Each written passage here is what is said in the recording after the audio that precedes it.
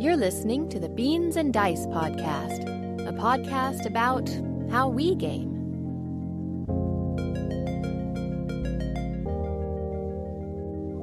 Do the hey folks, hey folks. Welcome to the Beansanddice podcast, a podcast about how we game. I'm Wayne. I'm Mike. And Rob will be joining us once he gets his technical difficulties dealt with.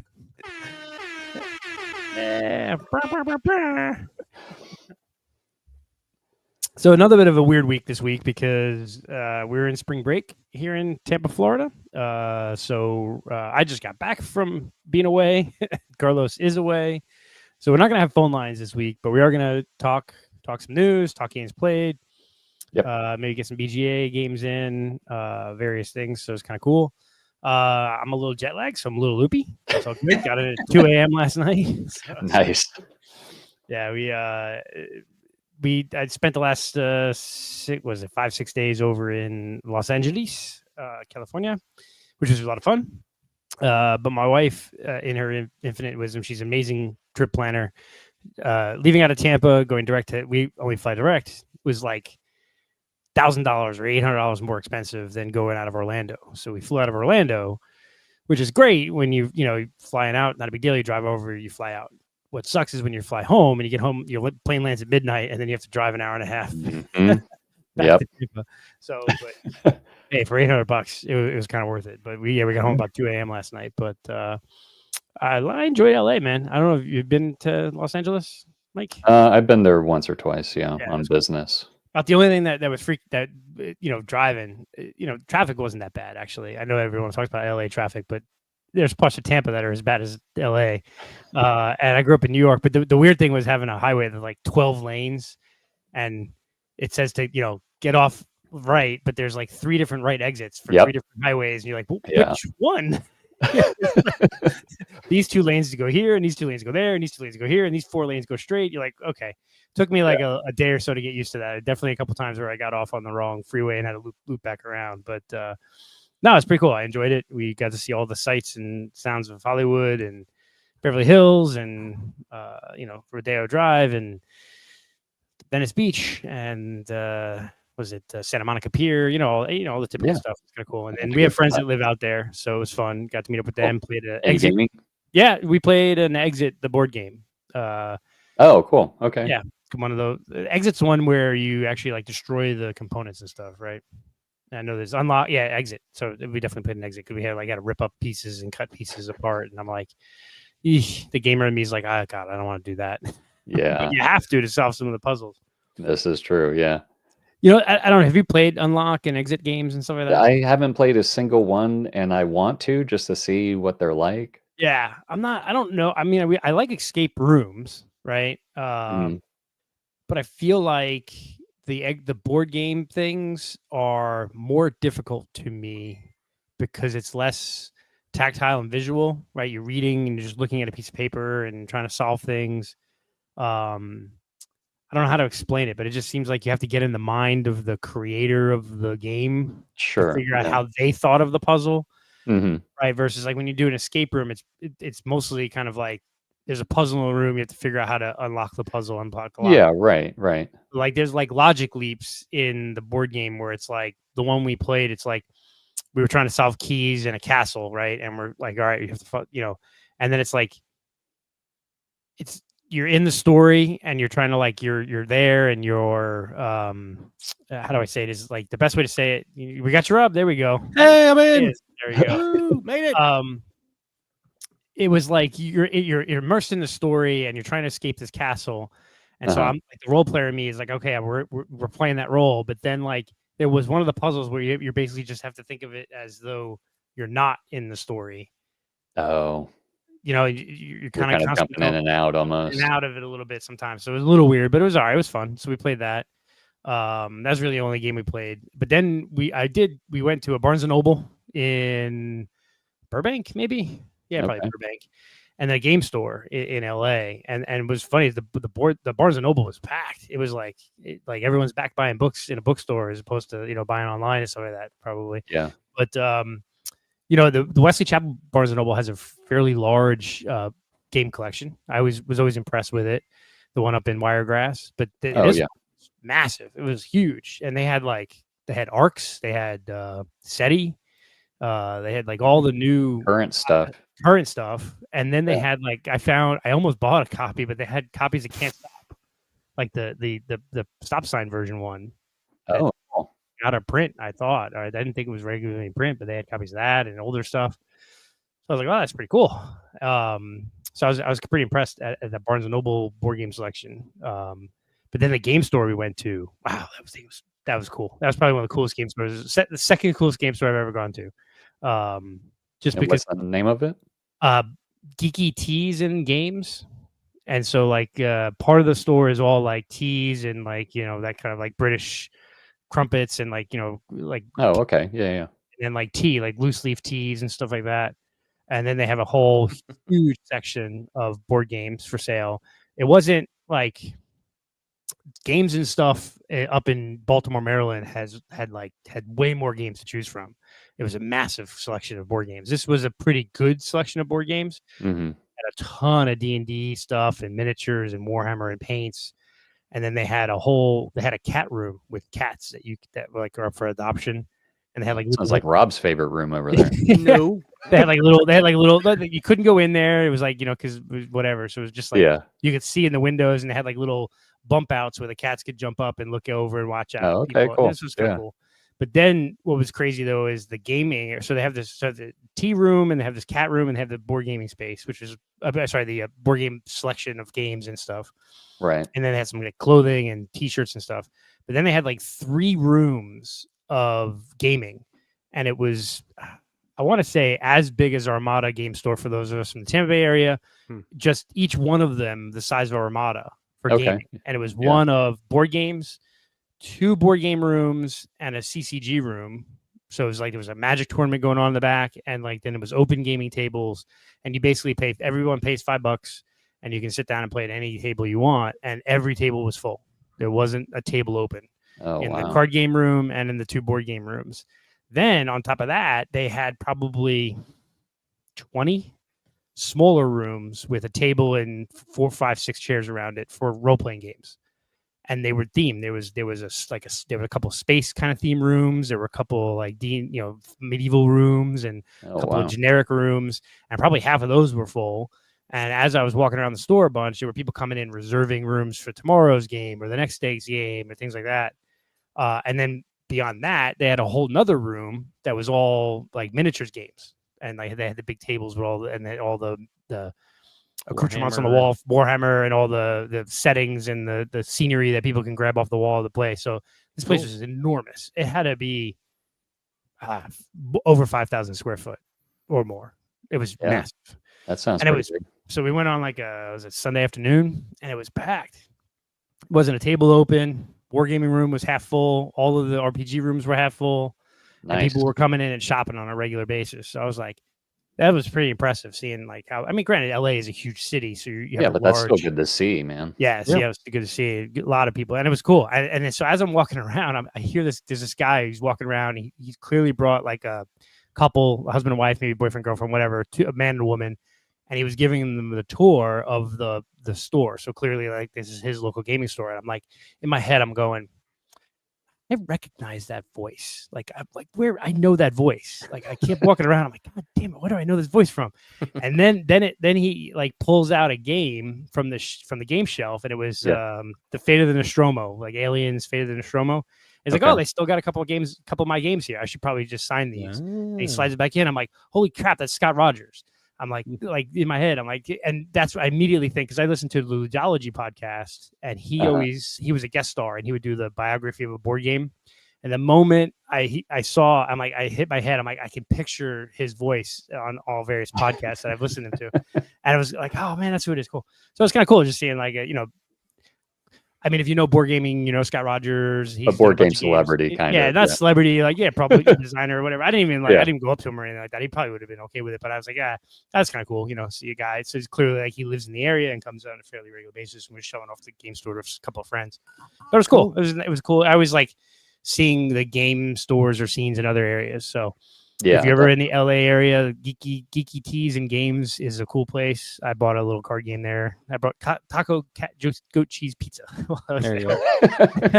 I assume they host a lot of events. Did you see lots of flyers? And Yeah, stuff, lots of different flyers. things? And what's funny Yeah. is like we need to get on Carlos and we need to do stuff because they had a whole like board where people were posting either that they were DM looking for games or looking to run games, and then they had a bunch of people posting their podcasts and their Cool. So if I had a Beans and Dice flyer or pin or something, I could have put it up there. So we got to get that, but it was cool. Yeah. So I always like to see like what other cities have for gaming. I mean, obviously LA is a pretty big area, so they probably have a ton of other game stores, but that was definitely a pretty cool one. So Yeah. if you're ever in LA, Geeky Teas and Games, highly recommend it. Looks like a really cool place. And then in Sweet. Baltimore, Maryland, Games and Stuff is the one that I love. You said so. Tees and Games. I automatically thought TEES, like T-shirts and stuff. Yeah. Like, oh, Yeah, they're that's big what I into thought, T-shirts, too. huh? Yeah. Like teas, yeah, my wife bought, and all the teas were like geek themed, they like D&D themed or space themed or whatever. So she picked up a couple of bags of loose leaf tea. So it's kind of cool. I don't know. So it was cool. That was my trip. It was a fun week, and obviously not a lot of gaming this past week. Just the one exit of the game, but yeah, still fun to see some friends and see the sights and stuff. It's cool. Very cool. Yeah. Yeah, cool trip. Anytime you go out of town and discover something new, a new shop or whatever, it's always a good thing. So Yeah. That board game rundown. Yeah, that's Scott. Scott is super nice. He was actually on their show, and that's like probably where I heard his voice most recent. He was on there and the full 42, and I was like, he's walking around the store, and I'm like, it took me like a good minute or two hearing his voice before it clicked, and then when I saw him pull out the game, I'm like, oh, there we go. That's who you are. that's the one. That's the one. Nice. Yeah, it was cool. So what have you guys been up to? Rob, you get any gaming in this past week? Oh, I did a little bit. Let me pull up my list though. But I don't know if you know anything off the top of your head. You can go ahead and jump in there. But I got everything off the top of my head. go ahead, go with it. Ooh, well. Nothing. Nothing. Oh, okay. Well, that's No gaming was either, easy. huh? All I right, didn't I had a get few gaming in, in this so, week, man. Let me pull up my list of plays here on my BG stats. So Nothing. I know. yeah, me, my daughter, my kids were home for spring break. My son was home from Florida State last week. My daughter home this week is their spring break from Florida. And so they had a little overlap. They were here together Thursday, Friday, Saturday, Sunday, and then part of Monday. And then my son drove back Monday. But anyway, so me and my daughter this weekend went to Escape Winter. So we got some games in there. I got to play a couple games that I really, really was wanting to Oh, that's play. right. You went to Winter. Okay, yeah, man. Yeah, You got a lot of gaming in this week. Yeah, I only ended up doing one day. I was planning on doing. It's a 5-day event. So those who don't know, it's in Orlando, Florida. Escape Winter. It's for a chance for people, I guess theoretically from the north or from wherever, just to get down to into the state of Florida, play some games. They usually try to coordinate it pretty close to spring break so that some people are on the spring break. And so a neat event was run by Patrick Havert. Had a good time. Had a pretty good turnout. They changed venues this year. They went to the Doubletree at SeaWorld. So it's kind of almost in the parking lot of the SeaWorld theme park. Further And, north there. Nice. Yeah. Hotel definitely a little step up from where they were before. So I appreciated that. It was a nice space. But started on Wednesday. It was a Wednesday through Sunday kind of event. I was busy. I didn't take off work. So I ended up, my plan was to go just Saturday and Sunday. And for those who don't know, Tampa's usually about an hour, maybe an hour 10, hour and 15 minutes away from the SeaWorld area there in the Disney area over in Orlando. So I assumed it was going to be similar to that, but I underestimated the spring break traffic. And so on Saturday, Champions Gate ate you alive, huh? Yeah, exactly. Yeah. There's for those that don't know, there's one exit somewhere between Tampa and Orlando called Champions Gate, and no matter what you do, you're gonna be stuck in traffic there. Always. 100%. So ended up being about 2 hours and 15 minutes. So about double the trip that we were expecting on Saturday. So once I got there, I was like, all right, well, we're going to just go until Jim was there. Jim Odak in the chat there. He was there. William Sepulveda from the show here was there. A couple of other friends. Jim had a friend that was there. We ended up meeting up with William from the Nerdy Weds. Talked cool. to him for a little while. I know I'm forgetting people, but there were several other people there that I ran into. But the question was, oh, okay, well, you're here just for the weekend. How late are y'all staying tonight? And so me and my daughter were like, well, until we drop, basically, until we just get too tired, and that's it. So long story short, on the play time, I'll go through the games here real quick in just a second, but we were planning to go up Saturday, come back Saturday night, and then go back up and spend Sunday. The close time was 6:00. So But anyway, we played until about 4:30 in the morning on Saturday once we got there. So you didn't make it after back the Sunday. drive home, I drove home, slept for about 8 hours. And by that time, if we'd gotten up and driven back up there, by the time we'd gotten there, it would have been maybe 2 hours, 3 hours at best. So it just wasn't worth the trip to go back. So I apologize to several people I told that I would see up there on Sunday, including Patrick. I told him I'd be back for the weekend, but it's just one of those things. We gamed hard Saturday night, all day Saturday into Sunday, the wee hours of Sunday morning. But again, that drive home was only about an hour, maybe a little over an hour and 10. So that 4 in the morning. Everybody's on the road. 4:30 in the morning. It wasn't so bad. So we stopped at Wawa for breakfast, and we had to wait for them to open up at 5 a.m. So I think I made it home a little after 6 and was in bed by 6:30. So it's almost right before the sun came up. So, but before you get into the game, talk a little bit about. So I know Escape WinterCon. Patrick, used to help run Dice Tower. Now he's doing Escape Winter for the last few years. Yep. They had a little bit of issue, I guess, with the previous venue being a little more run down and some numbers going down. But where the hope was this year, like most conventions, numbers up, better location. What did you think of the location? How did it feel like as far as attendees? Yeah, location was definitely a step up. It was definitely a nicer place. The gaming area was smaller. I think that was probably intentional. The last couple of years that they had it at the old place, as you mentioned, the attendance had gone down a little bit. And so the big game rooms and especially the main room, there just wasn't a lot of people in there. It just never felt very full. Maybe a quarter of the way, a third of the way full at the peak. So this time they did downsize. The main game room was probably about half the size of the big ballroom we had at the other place, or that they had at the other place. Instead of, I guess at the other place, there were probably 6 or 7 little side rooms. Here they had, I think, 3. There was one that was dedicated to role-playing game. They had people there teaching and running role-playing games almost 24/7 from what I understand.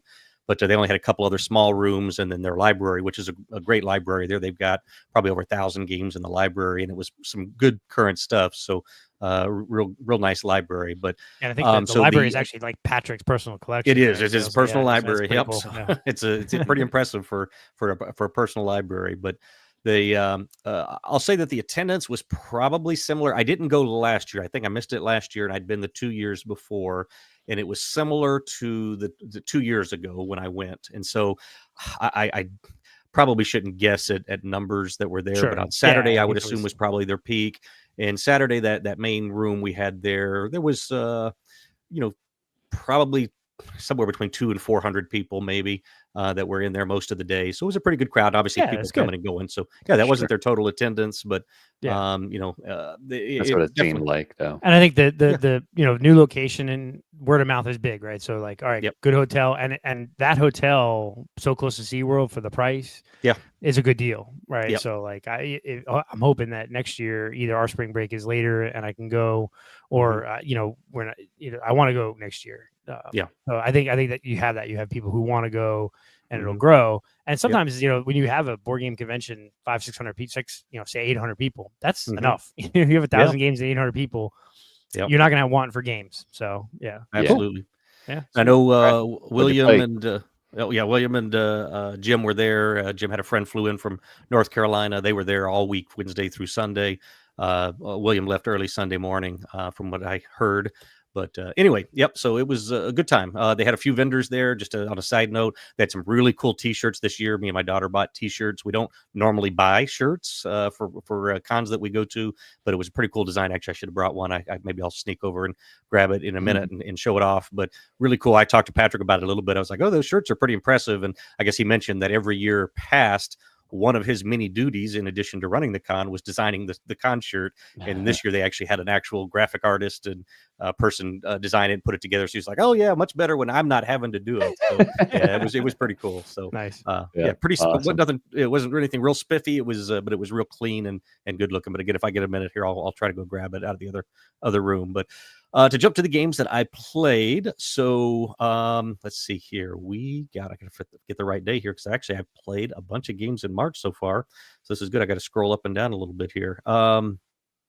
We played actually the night before we left on Friday night.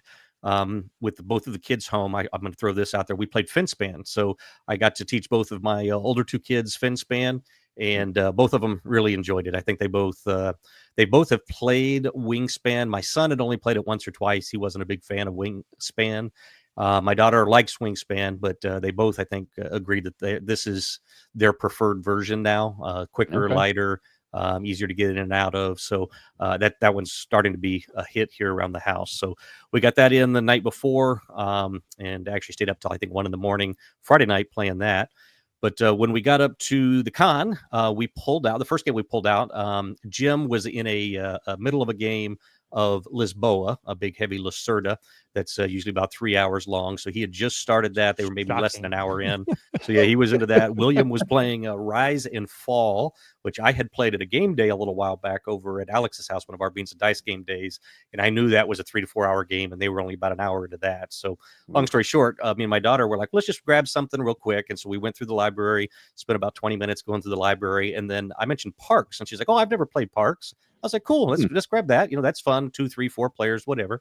So we sat down. I just had started to teach it to her. And then a couple came by and they were like, oh, are y'all getting ready to play? We'd like to learn this game. So they sat down and I stumbled through the rules a little bit. It's been a couple of years since I've actually played it. So there was a few little things that I wasn't completely up on. So I, brushed through the rule book. I actually explained one thing wrong. We had to fix it halfway through, but no harm, no foul. Everybody was cool with it. We played through.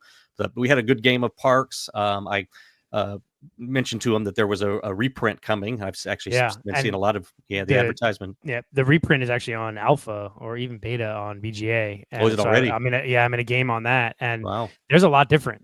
Is it? Yeah, it's there's definitely some differences between. They've really made it a little more complex or a little bit more gamery, right? And like the layout is pretty cool. I don't know if I like it better than the version. I'm not going to run out and buy the new version because I have the original. Yeah. So, and I like the original fine enough, but there's definitely some more twists to this one. Yeah. It's okay. Cool. Sweet. Interesting. Yeah, I thought it was going to be basically just a reprint, maybe with a little streamlining, but if they've added some new mechanisms or something, that's they changed some things around. Yeah. Cool. All right. Well, I'm down for it. Although I do like I say though, I kind of enjoy how quick and light Parks is. Yeah. So a little more complicated, maybe would be all right. But hopefully they didn't mess with it too much. So yeah, it doesn't seem like too much. Like the way the canteens work. You have like 6 spots for canteens, and you can cross the thing. And they kind of changed the way the camera thing works a little bit. And okay. There's some other like some of the tiles that do slightly different things, but it's all fairly similar. So I mean, basically. Like I just jumped into a game on BGA and like, okay, I have no idea the differences. Everyone else said the same thing. It seems like we're all kind of figuring it out as we go. Okay. But yeah, it's cool. Looks different, but it's cool. Yeah. Well, we got done with Parks. We swung back around to see where William and Jim were at in their game days, and so in between, Jim jumped from Lisboa to a game to Kanban EV. So he went from one heavy Lacerda to another heavy Lacerda without saying anything. 3-hour game. So yeah, we knew that was going to be another 3-4 hours on that. So William was finishing up, so we waited around about a half hour for William to finish his game. Just kind of hung out. And then when he was done, he had never played the Guild of Merchant Explorers. And so another pretty light game. We figured, let's get this one. We'll run through. I'll teach Will how to play it. And about 2 rounds into that, about 2 or 3 card flips into Guild of Merchant Explorers, William was like, oh yeah, I like this game. I can already tell this game's pretty cool. And I was like, yeah, I said, this is one that Carlos was really cool on when we first started. And I've told the story several times, but we played it. And I was like, hey, I think there's something to this game. And he's like, you know what? You can take it home and play with it for a while. He was not impressed, but he's admitted he's come around on it big time, him and his wife. Yeah. He's been soloing it lately. Yeah. So. First time I played it, I was similar. I was like, okay, this is good. I enjoyed it. It didn't blow me away. And now that I've played it a few times on BGA recently, now I'm like, oh, okay, I'm starting to see this now. There's something to this. Yeah, something a little to it. It's definitely. I think what it is because it was so like. What's funny is coming from me, right? It's so bland. It was so like tan and like there wasn't like anything visually like dragging appealing. you. Yeah. So. I hear you. Yeah. And it's not much to look at, but again, I'm always a mechanisms first guy anyway. So, but I like it's again, another fun, light, almost a filler game. You can play it in 45 minutes and again, just kind of kill some time. But then the upgraded maps is the other thing. If you haven't played, there's a front and backs on the maps. And I think there's 3 different maps. And so you end up with 6 different ones you can play. And some of them twist the rules a little bit. They lay things out differently. They have some different objective cards because the objective cards match up to each map. And so it changes the gameplay. So are those from the expansion? No, they're in the base. It's either 4 or 6 maps in the base. Okay. Because there is an expansion for it, but I think it came in almost like a Ziploc bag. That's what it looks like. Okay. But Supposedly it adds more maps. I've been on the lookout for the expansion. I can't find it Well, maybe it's anywhere. hard to get. Yeah. Yeah. Cool. But All so right. yeah, Guild of Merchant Explorers was a hit. We played that. We thought about resetting it, but then we kind of went back and checked with Jim. And so to continue the Jim story, so Jim in the chat there, he's probably saying stuff I have not haven't been watching. He just said that last year's hoodies were nice. Oh yes, yeah. they were cool, and they had them actually discounted this year. The T-shirts were 25. They had the hoodies from last year for 30. And so, man, I was like, man, if I didn't live in Florida and I really needed a hoodie, that was a heck of a deal. They were Game of Thrones. If you're under the age of 24, you basically just like all they do is wear hoodies. Oh yeah, it's my daughter. Yeah, she was seriously considering a hoodie. So yeah, that's it. But so anyway, again, to continue the Jim story. So after we get done with that, Jim's finally done with his big game of Kanban EV, and so we all kind of meet up. His friend Pete comes over, and so we were talking about the next thing to play. And I was like, well, we did the thing where for about 30 minutes we sat around. I was like, well, we could play this, or we could play that, or we could do this, or we could do that. Who knows this? Who can teach that? And so finally, I was like, you know what? There was a game when I was cruising through the library in there that I wanted to play for a long time. And unfortunately, we had 5 of us. And so I was like, well, it only plays 4, but Khora, Rise of an Empire. I don't know if you guys have heard of this one, but Khora. It's one came out a couple years ago, probably 2.5 years ago, if memory serves.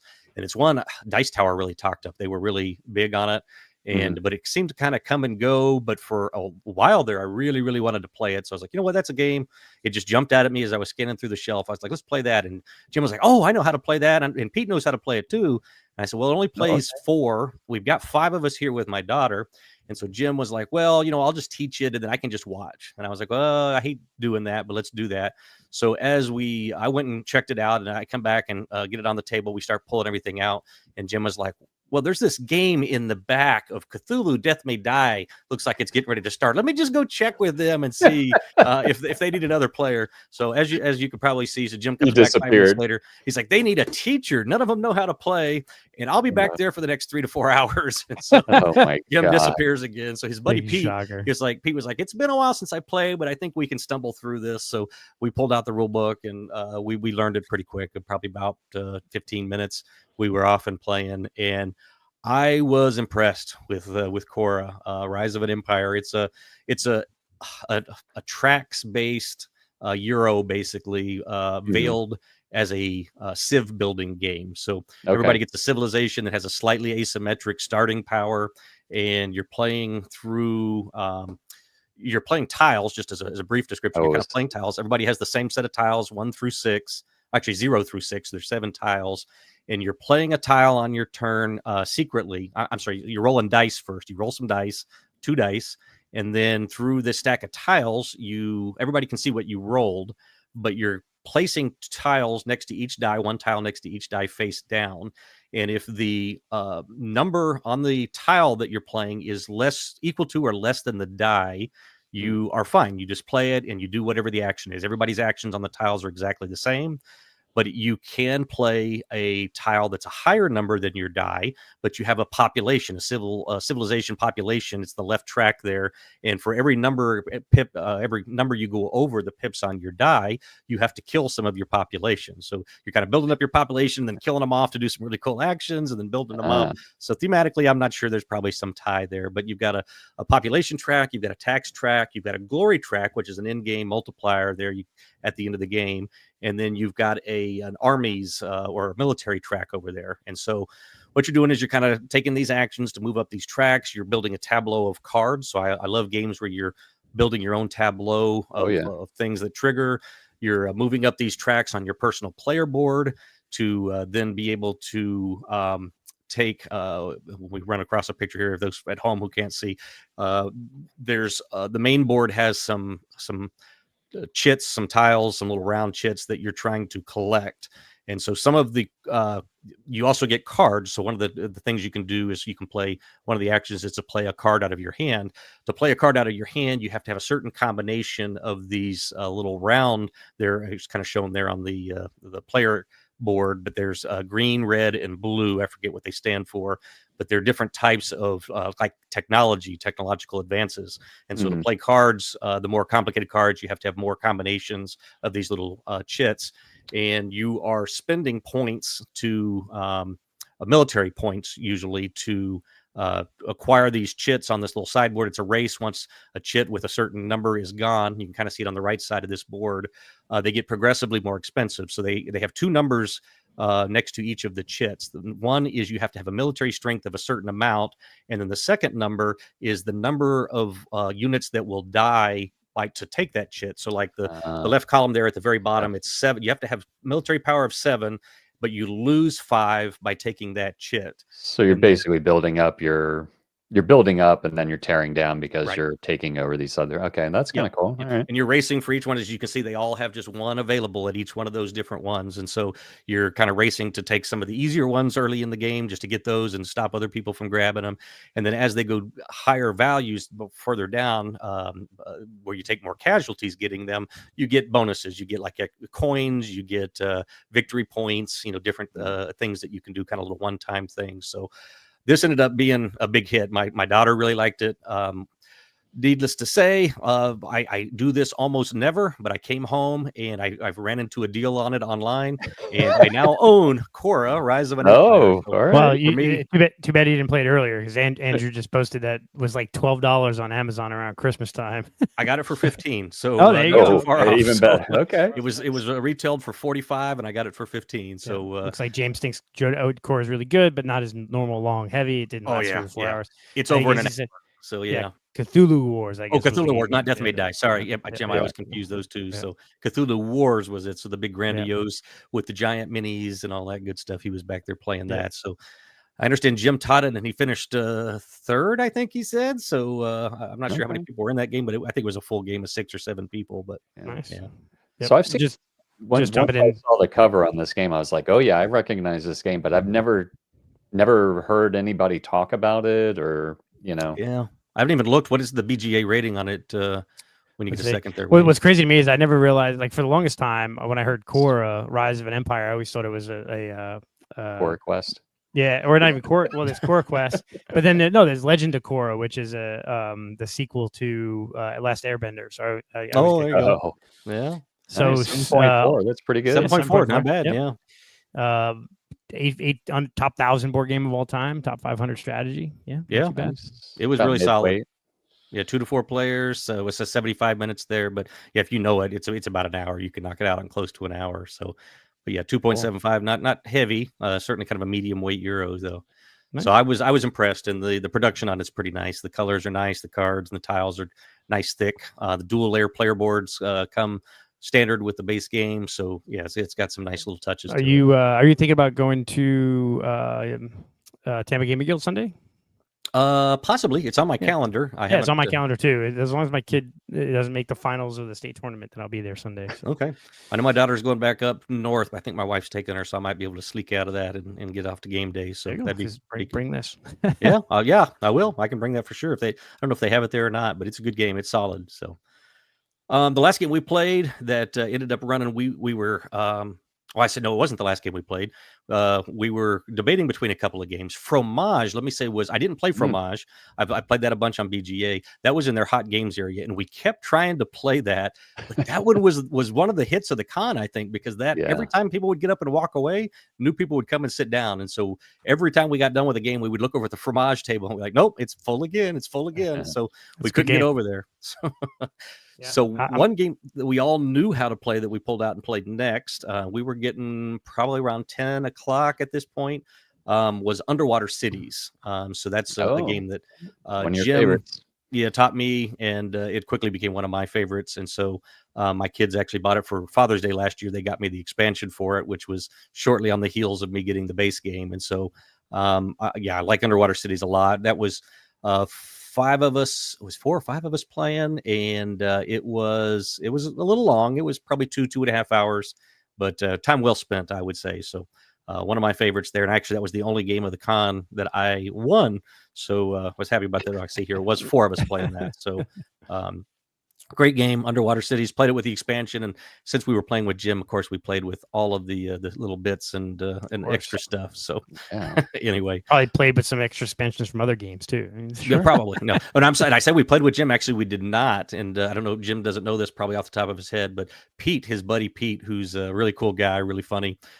He chose the game specifically because he knew it was one of Jim's favorites, and Jim deserted us to play Cthulhu. So he's like, you know what? Jim would really hate it if we played Underwater Cities. And so we pulled that out and played it. So that was it. We played without him because he was still in his game of Cthulhu. That is a good friend right there. Yeah, Yeah. one of us played that. Jim came back about 2/3 of the way through the game. He was like, "Oh my God, you guys are playing it without me." We're like, "Yes, we are." So anyway, so Jim hung around for us to finish up that. It was probably about an hour. He hung out, and then the last game we started, we were again trying to get to Fromage. It didn't happen, and I forget, there was one other game we were debating. And at the last minute, we changed, and at the hot games table, SETI became available. Oh boy! And we had all played SETI before, except for my daughter. And so we sat down. It was close to midnight, and that's the game that took us till 4 a.m.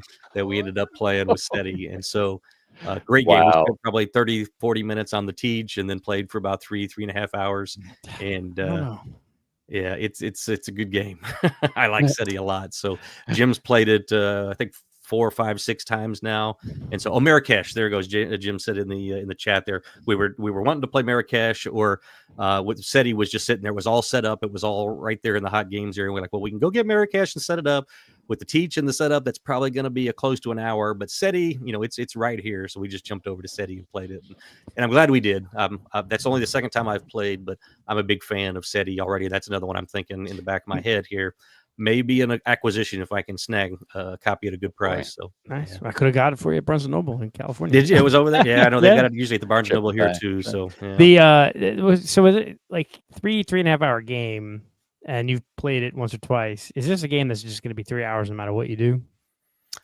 I think so. Again, my daughter was new to it. Yeah, I think so. I mean, it's I'm not going to say the game is snappy. It's definitely not snappy. There are definitely some turns where you're going to think about it. Oh, did I? Hold on. He said I won SETI too. Let me check. No, I have Pete winning that one, so I'm not sure, but I wrote Pete down as the winner on SETI. But anyway, there are the game can move along if you know what you're doing. We did play again with a full, what was that, 5 players there? 1, 2, 3, 4. Yeah. So is it an exponential game too? Like some of the games, like if you play with 3, you do it in an hour and a half. But if you do 3 or 4 or 5 players, it's exponentially longer. It's definitely more with more players. I think on the box they may even advertise like 45 minutes per player or something. So yeah, it definitely gets longer with more players. It's cool. I know the big thing in that is, it was 4 players. Okay, yeah, I have 4 written down here, Jim. So, but I did. There are, I think it's 5 or 6 different. The aliens is the big thing in SETI. So, at some point during the game, you're going to discover you take 2 random aliens, place them at the top of the thing, and you put them face down. And once, not getting into all the details, once certain things happen, you'll flip over one of the aliens, and then some point later, you'll discover the second one. They all play a little differently, so they all add a little bit different a way to get some extra points in the game. And so the first game I played, as Sam mentioned in the Discord chat, 2 of the aliens are not real exciting. They add just some cards to the game where you can take some cards and they let you do some different things. The 2 that we played, again, this is only my second play, but the 2 that we played in this one, there was one that introduces a pick up and deliver. You have to start delivering stuff back to Earth from the planets where you encountered the aliens. And so that was kind of an interesting twist. I didn't completely love it. It was okay. But it was something I wasn't expecting. And then the 4th alien added another mechanic now, and it just jumped out of my head, but it's just a different mechanic. So they're finding cool kind of ways to use these aliens to kind of change up the way the whole game plays. Because pick up and deliver, there's no real part of this game really that's pick up and deliver at all. You're sending out some probes and you're landing on planets and stuff, but having to pick up stuff and then bring it back and deliver it to the Earth was kind of a whole different twist on it. So they add some neat things, but I like the first game better for the aliens, but I like the second game better for understanding the game better and being able to play it better. I felt much more competent at what I was doing. Yeah. But, just to touch back on what you said, though, Wayne, I think even after multiple plays, the game is thinky enough and it's heavy enough I think it's close to a 4 on the BGG scale out of 5. So it's a pretty heavy game, and there's enough going on that you're going to have those turns that just like, take oh forever, crap, yeah. I want to do 4 different things, and Yeah. I mean, all the reviews are positive, right? But everyone's kind of screaming like, yeah, the first expansion is easily going to be like a pack of new aliens. Oh yeah. Or something, because you only have only 4 or 6 aliens, and you choose 2 every time. So there's only so much replayability you have there with the alien part of it. So it's begging for it. Yeah, I mean, I'll give it a try. I mean, I try to not, the 3-4 hour games. I know Jim loves them, and I don't necessarily dislike them. It's just like 4 hours for one game is a lot, for me. Yeah. Like 2, I'd rather play 2 hour games instead of 1 4, I guess. But it's cool. I want to play this, and I want to play Galactic Cruise because it was Jim played that. I believe he said 5 times. He can chime in the chat there. 5 times over the Escape Winter in 5 days. What? Yeah, I know. Yeah. I'm gonna. I know I'm gonna play it, and I'm gonna have regret not backing it because I'm probably gonna like it, but then I'm gonna go, but it's like a 4 or 5 hour game, so I'm okay having not bought it because I probably won't play it as much. Type thing. Yeah. So, yeah. But it does look cool. So cool. All right. So Sedia, that was the last game of the night. It was the only other thing I was going to mention. The other game, just to cap off my recent plays, pretty much was a Beer and Bread, and I know Mike might have something to chime in on that as well because he played that at the weekend before over in Dice Tower West, and so I had mentioned that I'd heard the buzz about this. I don't know how it came up. It probably was from your posting on the Discord, but the last game day, actually no, it would have been before that because it was our game day. But anyway, Sam heard about me mentioning it. And so, Jim said he played 4 times and once before Escape Winter. So 5 times, but 4 times at Escape Winter for Galactic Cruise. But anyway, so he'll have to call in sometime and maybe next week and tell us his experience with that. Jim's days at a con are broken into like 4 hour blocks. Oh, absolutely. No less than 4 hour blocks. So I only play 6 games a day, equaling for 4 hours. But Beer and Bread, Sam had heard that I was interested in it, and I'd been hearing a lot of buzz about it. It seems like it was a super popular game. I think when it was released, the thing that keeps popping into my head was Man versus Meeple. Like, if I'm recalling correctly, it seemed like they were so hot and heavy over this game, and I was like, okay, it must be a good game, But go ahead, I'm gonna let you. Okay, well, yeah, I'm not going to go too deep into it, but it's a 2-player only game. It's less than an hour. You can play it once you know the rules. You can play it in 30, 45 minutes. It's an easy one to re-rack and play again if you want to. I wasn't overly impressed. Neither were. I played it with each of my older 2 kids, and then I played it once with my youngest kid. So that would be, just for reference, the youngest age 13, and then the other 2, 19 and 21. And we all, my 13-year-old actively disliked it. He was like, I don't like this game at all. It was easy enough for him to learn and play, but it just it wasn't exciting for him at all. It's definitely a little bit thinky. You've got multi-use cards. Each card can be used 3 different ways. You've got some specific procedures of ways you got to put things out and then clear them and move them over to a side to actually score them for points. And it's a game where you're making beer and bread. And at the end of the game, you're going to count up the points on your beer cards. You're going to count up the points on your bread cards. And whatever your lower total is what you score. So it's one you can't go heavy on one or the other. You've got to kind of work them both tracks up. Yep. So it was okay. I didn't love it. If somebody wanted to play it, I'd play it again. Sam, when she let me borrow it, her almost exact words, I think, were, we didn't love it. Maybe you'll like it and you can buy it off me. And so, I'll buy that for $1. I was excited about it. I was like, oh, okay, cool. Maybe I'll love it and maybe I'll buy it off you.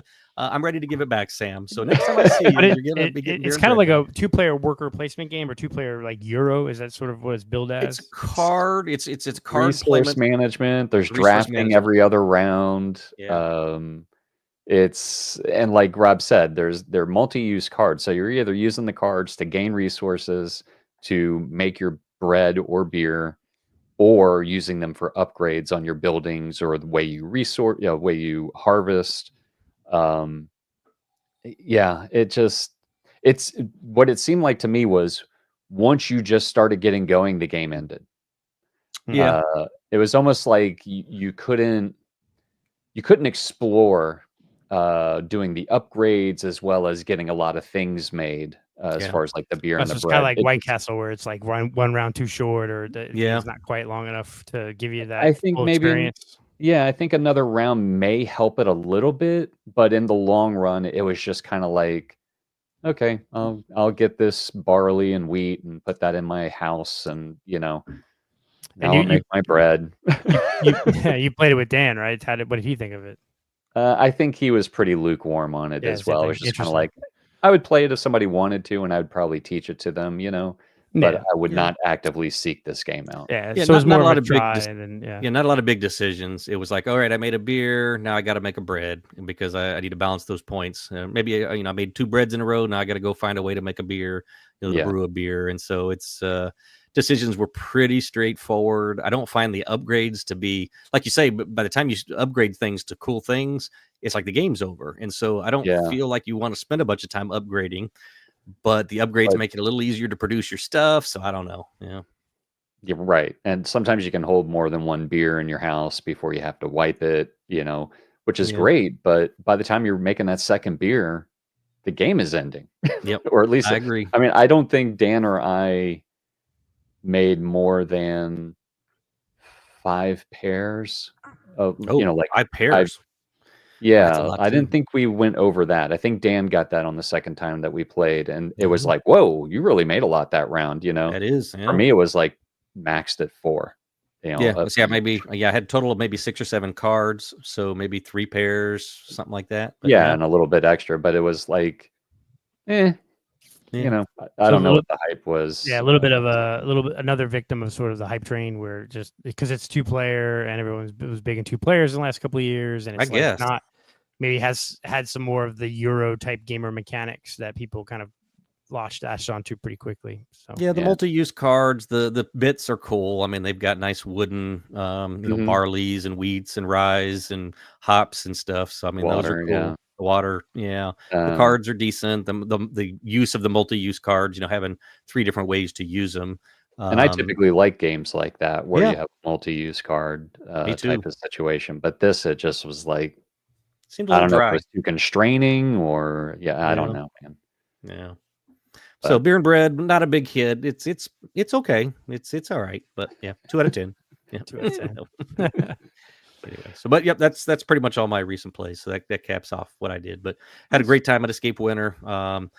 Yeah, next year maybe if we can get a group to go, we can spend. Maybe I'll take a day or 2 off work. We can make it a long weekend and do 3, 4, 5 days. So yeah, I don't know if I can do the Wednesday to Sunday, but I could probably do like a Friday, Thursday, Friday, like drive over Thursday night and Yeah. then do Thursday night through Sunday type thing. So yeah, cool. good deal. yeah, man. So, I mean, and nothing else really new on this route. I do have a couple of news articles if you guys want to jump into those, or we can Sure. play a game while we Before talk you about jump into the news article, real quick, did you guys see the new box covers for Quacks at Quedlinburg? Oh no, I haven't seen them. where is You guys that? are gonna lose your shite Uh-oh. over this. Now Good it's or just bad? called Quacks. That's so. The Quedlinburg throws people off. Yeah, it's no longer like Camel Cup. I thought it was a joke. Let's put it that way. Really? If these are the April Fools? actual covers, I'm going to be very surprised. We are coming up on April 1st, but yeah, Do you have a picture of them you yet? pulling it. Yeah, I mean, I have it up, but I know that you have control. But if you No, you can go ahead and share your screen. You should be able to do it, right? uh, Because I need to find them. So well, if you just look for Quacks at Quedlinburg, and then up in the top left, it'll say like re-implemented by or whatever. On BGG. They're already on BGG. Yeah. Oh, Okay, okay, cool. So that's probably pretty legitimate then. So while he's pulling it up, I mean, do you know, are they changing any of the gameplay, or is it just the I art, don't or- know. Okay. I haven't gone through everything. It just kind of like popped in my head, like, oh, I remember seeing somebody mention this. Expansion. Oh, it's just called Quacks now. Yeah. Just Quacks, yeah. Oh God. I can't see it yet, but it sounds bad. And there's 2 different covers too. Oh wow. Oh wow, that is bad. That's the deluxe edition there. That does look bad. Yeah, that almost does look like a joke. I wonder if they're, like I say, April 1st is coming up. Maybe this was That does not even look legitimate. There's Yeah. no.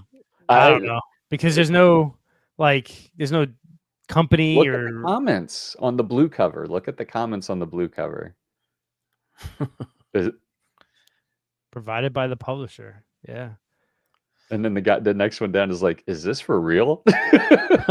Not feeling it. Definitely targeted for a different audience. Wow. Yeah.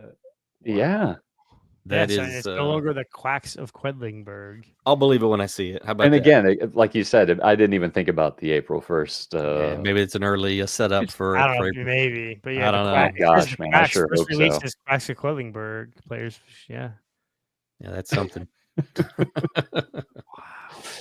The only thing I wish that they would do is make the tokens, like the chits, a better quality that don't rub out so fast. Yep. Yeah, those cardboards just wear down. Yeah. That interesting. I wonder. I can't remember if any, because you have to when you publish this stuff, it goes through what BGG has to approve it type stuff. So yeah. I don't know. I mean, BGG would have had to have been in with the publisher. This is a or whole nother something, game listed. Yeah, because this is because it re-implements by the Quacks of Quedlingberg and this Quacks of Quedlingberg Dash. Is that the kids one? I know it was a kids one that came out too. Oh well, then maybe that's the kids version. Quacks of Quedlingberg, the duel re-implements Quacks. Well, they were coming out. Yeah, they did announce. I don't know if it was out yet. They did announce that there was going to be a kids version. So maybe Quacks is the kids version. No, but it says right here in the description, it says in Quacks, which was first released as the Quacks of Quedlingberg. So I don't. Yeah, and the gameplay boards still look the same. It's just the cover that looks different. Interesting.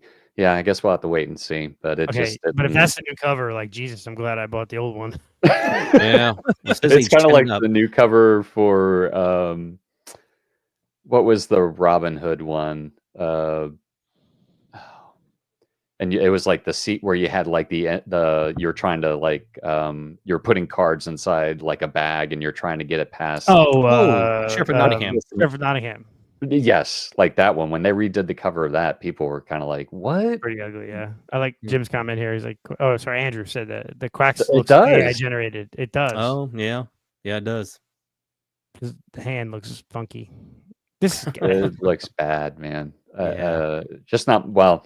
It's not my cup of tea. Let's put it that way. Yeah. Well, hopefully they haven't messed with the game too much. Is this for real? Not feeling it? Yeah. Definitely targeted to a different demographic than myself. Yeah, that's all I can say. All right. Anyway, I have to assume that that's fake. I don't know. We'll see. Yeah. Oh man, that's kind of rough. So in the news, Wayne, you got some stuff, or do we want to try to kick off a game and talk news while we play, or do we think that's going to be too distracting? I did probably 2 minutes on the game because it's just kind of okay. Go through that real quick, and then maybe we could actually look at the new parks if you guys want. Sure. So Board Game Wire announced Simon had some problems, man. Yep, I saw this.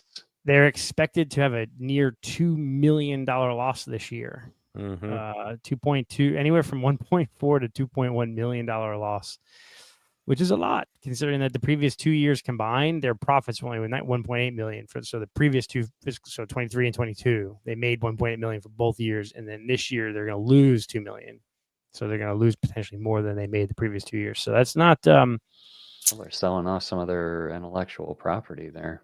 Yeah, some of that, but I mean, they have yet to fail to deliver a Kickstarter. I mean, I don't think it was interesting. I think Bonacore on the board game, they talk about it. It's like, yeah, it's a loss, but is it really going to be? It's not really going to kill the company. It's still a publicly traded company. It's still large enough that you're going to have that. You're going to have sometimes you have losses. Sometimes right. If you look at he brought up, if you look at Stonemaier from a couple, had a huge, not necessarily loss, but a decrease in sales year over year a couple of years ago, and now he's right back up and had record sales this past year. So yeah, we've talked about it in the past sometimes the accounting. So maybe they just decided that they would take some accounting losses this year.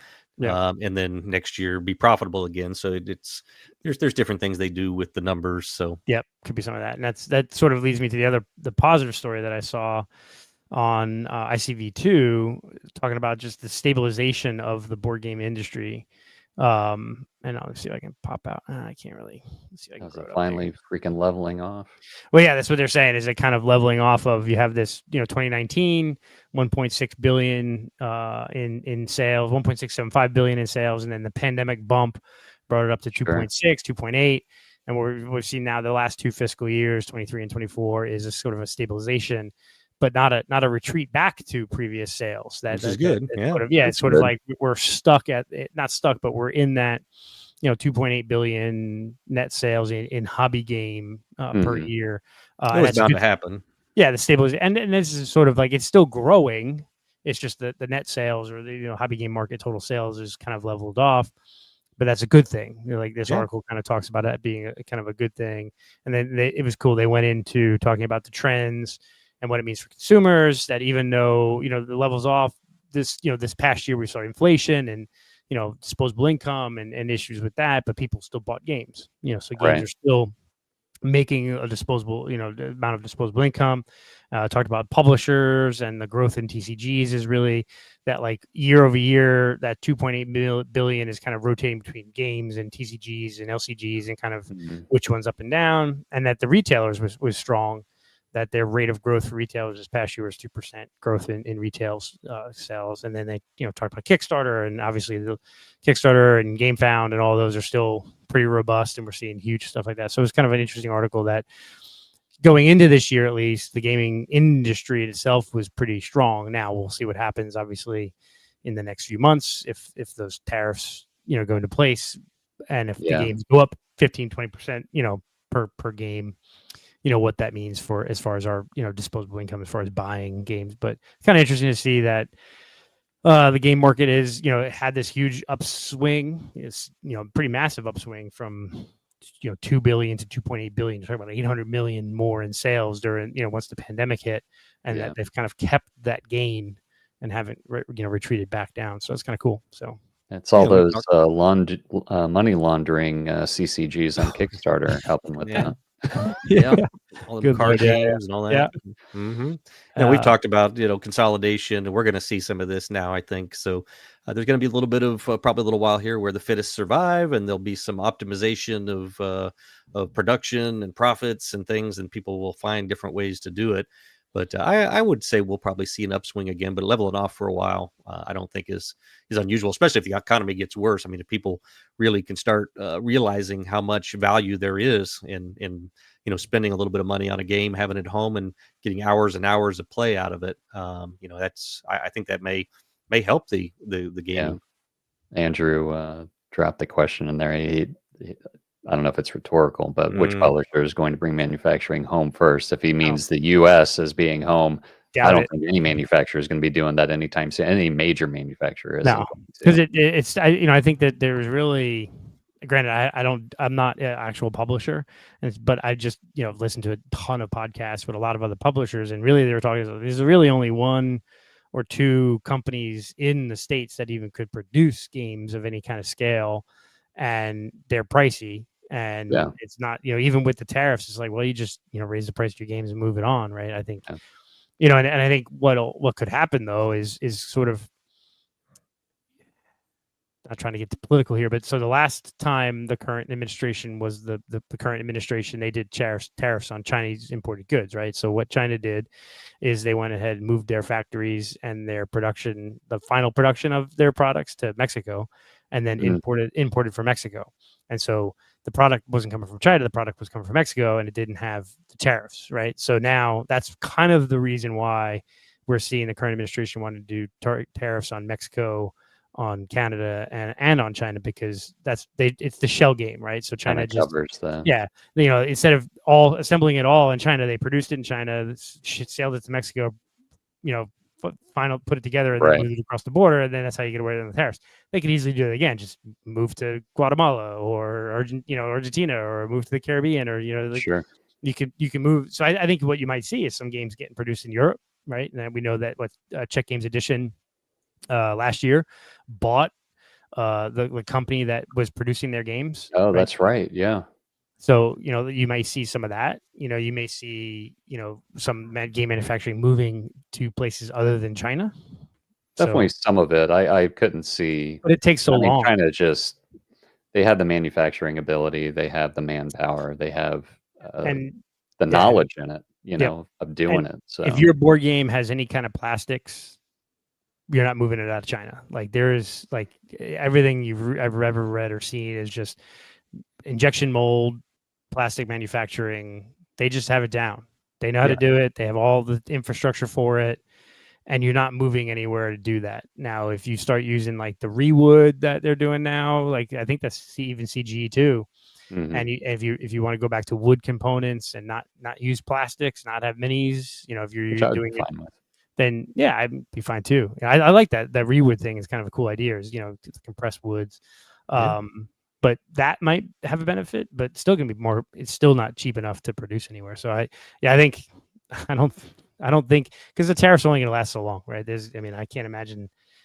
At the most, they last 3 years, right? And the next administration comes in and probably doesn't continue it on. At least one would hope. But it would take more than 3 years for you to build a factory and move the manufacturing back here, right? And bring it up to speed. Even if you could build the factory, you got to bring it up to speed. So you talk about the loss of manufacturing job. The manufacturing in this country didn't happen in the last 10 years. It's happened over the last 50 mid-80s is when it started. Not even actually more like the 60s, 50s and 60s. Actually, we anyway, I could go into that. Let's not get that. But I'm saying we've been slowly moving manufacturing out of this. There was a huge push for tech to be moved overseas in the 80s, though. But yeah. Part of the problem of having your currency being the international trading currency is the inflation of that currency makes it impossible to actually produce cheap goods here because your money is worth more than the goods being produced. So that's the problem. We traded our manufacturing for having our currency be the world currency, basically. So, but anyway, I digress. It would be great to move back here. It's just not going to happen anytime soon. I can't foresee it happening. Now, once AI and robots and if we all have automated factories, maybe Yeah, who knows? Once robots wipe us out, they'll be making their own board games how they want. Scary stuff. Yeah, that's why. Like, all right. Any other news? Yeah. Oh, the only other one was just that Fellowship of the Rings trick. I'm not even going to share my screen, but Fellowship of the Rings trick taking game supplants Sky Team as the top monthly new owner rankings. So I guess when you look at BGG stats and people who add game as a new game they purchase, Sky Team was like the number one game for the longest time, and then for a brief blip, SETI overtook it, and now the Fellowship of the Ring trick taking game is the number one new owned game. So. Yeah, that may be short-lived, but we'll see. I think Sky Team's going to have longevity. We'll see. I think so too. Oh god, yeah. I actually at both Barnes and Noble and at both places I went to in California, I actually picked up Sky Team because they had it in both places. And I almost bought it both times. So probably a game that I'm going to buy sooner or later. But I just don't know. Like I don't know if my wife would really want to play it with me, so I'd have to find someone. So. Just one little bit of news, not a big deal probably for most people, but a little interesting for us here in the Tampa area is Dice Tower moving their headquarters to about an hour and a half south of us here. So from Miami, which is 4 hours away, to almost in our backyard here. So that's Naples, Fort Myers, Naples, yeah. Yeah, so that's interesting news. Again, most people probably won't care too much other than Dice Tower will, Tom said in his announcement this week that they'll probably the next couple of months their videos will be a little leaner. They won't put out as much because they're going to have quite a big moving 5 to 6 staff members across the state and families. Yeah, yep, that and blows families. my mind, man. So Tom's got several kids still, at least 2 or 3 still in the house with him and his wife. We know that the Yees, they have at least one girl, right? I think they talk about their daughter a lot. Yep. And then you've got Camilla's got a son. Camilla's got a son. And Z I don't think has any family, but what's interesting is Z's definitely a Miami native, so he's moving out of Miami too. So it's you got 5 or 6 people moving households they're selling the Dice Tower house. Probably it sounded like they're selling their personal house. At least Tom is, and so it's kind of interesting to see. That's native Cuban, isn't he? Didn't he come from Cuba? Maybe. Yes, he is. Immigrated from Cuba to Miami. So, but he's been in the Miami. Tom said his whole family is in Miami, so he's leaving his family. Tom's wife, her family is in Homestead, so she's leaving her. Well, I say leaving again, 4 hours away. Or an 3 hours to Fort Myers. Yeah. The craziest thing is Joey lives over there, and he would drive in every week. To work at the Dice Tower. So talking about we got so I think Chad Stilson says he Colombian. Maybe it was Colombian. Oh, okay, maybe. Okay. Yeah, we got Edmund England saying hi guys. Hey Edmund. Chris jumping in, the current value of all your games is now higher due to tariffs. Yeah, I think There's another way to look at it. I think what the interesting thing though is I think, speaking to Chris, I think that the value of reselling games will be good, right? Because if people are buying less new games, people still want to buy games. I think the flea markets and stuff might be good. And Andrew's saying that he interests him because he works in management for a foreign auto manufacturer. So these things interest me. It's definitely, because I mean, like, I'm looking to buy a new car this year, but definitely not going to be a Chinese or car. Look at a Korean one because they don't have the tariffs. So interesting. I was going to say about the funny thing, it just jumped into my mind, was Z Garcia. He didn't know any English when he came here. I think he's the most well-spoken person on the Dice Tower. Like his vocabulary is pretty broad for somebody that learned English here later in his life. I feel like he talked about being in theater. That also. And so that probably helped with that, because like I've seen, like, that really helps with that. So I would think, very cool. It's cool. And what'll be interesting is the Dice Tower now will have the other big thing is, instead of having a house that they use to create their studio space, they're going to have an actual commercial space. Right. I was on vacation when this happened. I really wish I was on Tom's Q&A, because I was going to ask him if seeing the Brothers Mirth do that same thing spurred his interest even more, because I don't know if you guys follow Brothers Mirth, but they both lived in LA and basically decided LA was too expensive. The one of them had a kid, got married, had a kid, and it was like, okay, too expensive to live here. They moved up to like Bakersfield, Sacramento, or the capital. They moved up north in the state of California, found a house up there, and then are renting a commercial space now too, that they'll have a permanent studio. Interesting. So I wonder, that's kind of, again, moving out of an expensive city to a more not rural but suburban area, more affordable, and then able to afford a commercial space. But he's saying they're going to double their studio space at the Dice Tower. He said and traffic cool, was big thing. He said traffic in Miami is just out of control. Lots of good stuff. And I know he's got a daughter in Tampa, so it puts them closer to her. So and we know that he's come to the Tampa Gaming Guild before, so maybe now if he'll visit more frequently, we'll see him in the Tampa Bay area a little bit. That'd be kind of cool. I mean, the big game bash that they do in Joey's church now has the whole Dice Tower library. That's what somebody was saying. Hopefully they won't be bringing that out every time, but they'll probably bring games. Cool. That was my biggest disappointment the first year I went to that, because had been happened 3 or 4 or 5 times before, and then I went and I was like, oh cool. I didn't bring any games because I didn't read the fine print, and that bring your own games. I was like, oh, it's a Dice Tower thing. They're going to have games. And then we showed up and I was like, oh, guess we got to find somebody to game with. But it's kind of crazy. Like like you said, like Joey would drive from Fort Myers to Orlando to Miami, and he would stay several days in a hotel. That's kind of crazy. I didn't know, or maybe I don't think he's a paid employee of the Dice Tower. I think he's just like, I never got the impression that he was a paid employee. I don't know. I think he is, but I'd have to double check. But I think he is full-time staff. Because I know he's a magician and he travels and he was a writer for one of the Tonight Show or something like that. So, or was that him, or was that what's his name, the comedian? No, that was Joey. Was it Joey? Okay. Joey was a writer for one of the Tonight Shows or some late night show. And stuff like that. So I mean, that those guys generally, writers get some good royalties and stuff. So.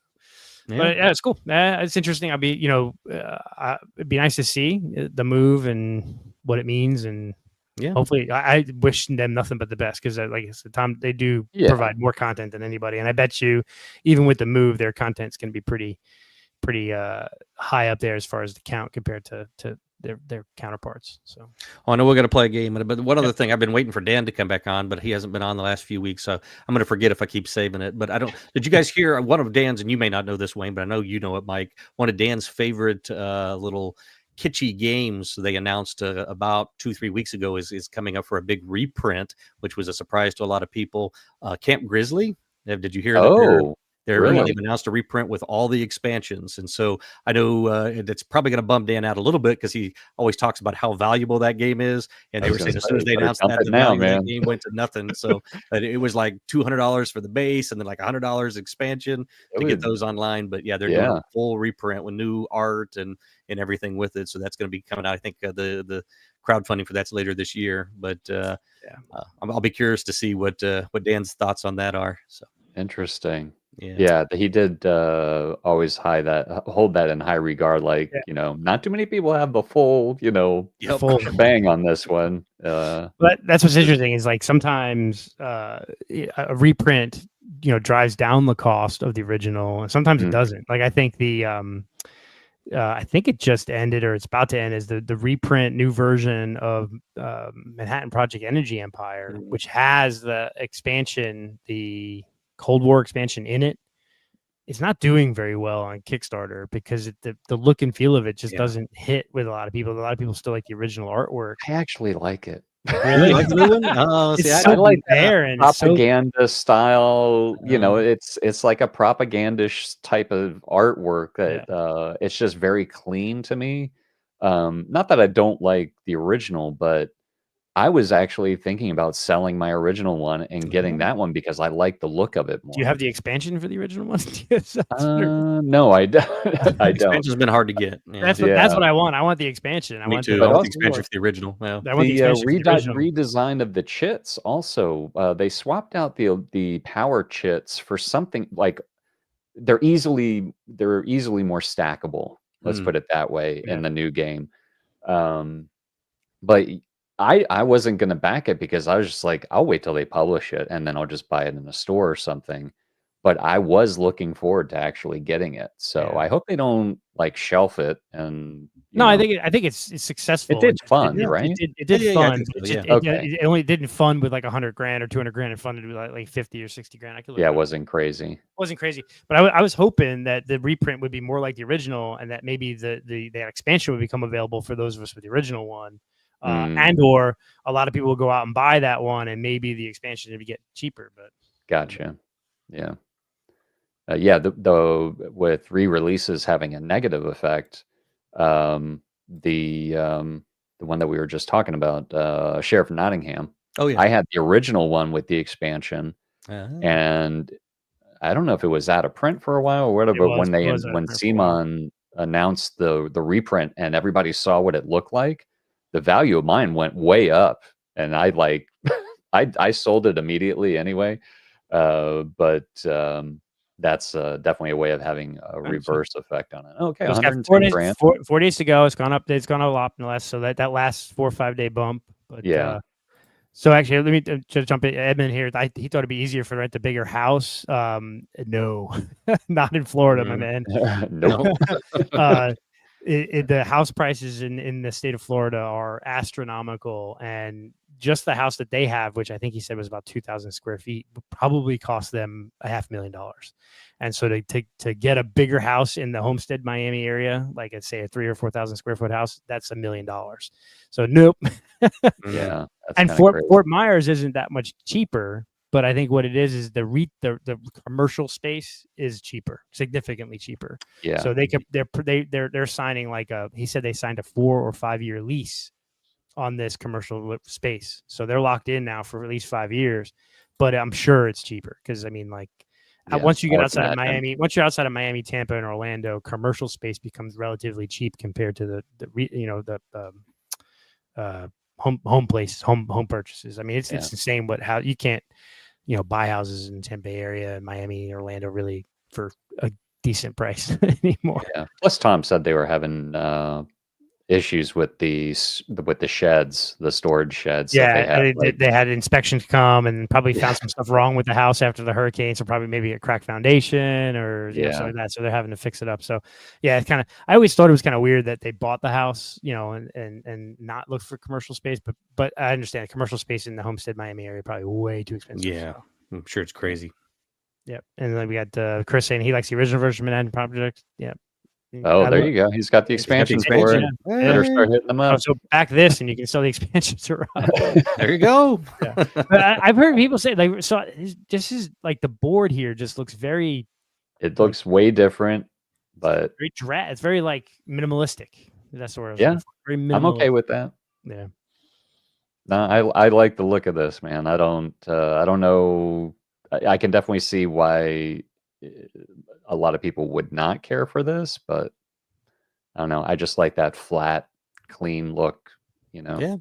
Just different style, yeah. Yeah, I mean, it's not horrible, but I mean, definitely, I think I like the look of the original one better. And It's definitely a stark difference. yeah, Yeah. but so speaking about this, is they're doing a reprint, and it's completely different. So if you have an older version, you can't just get the expansions, right?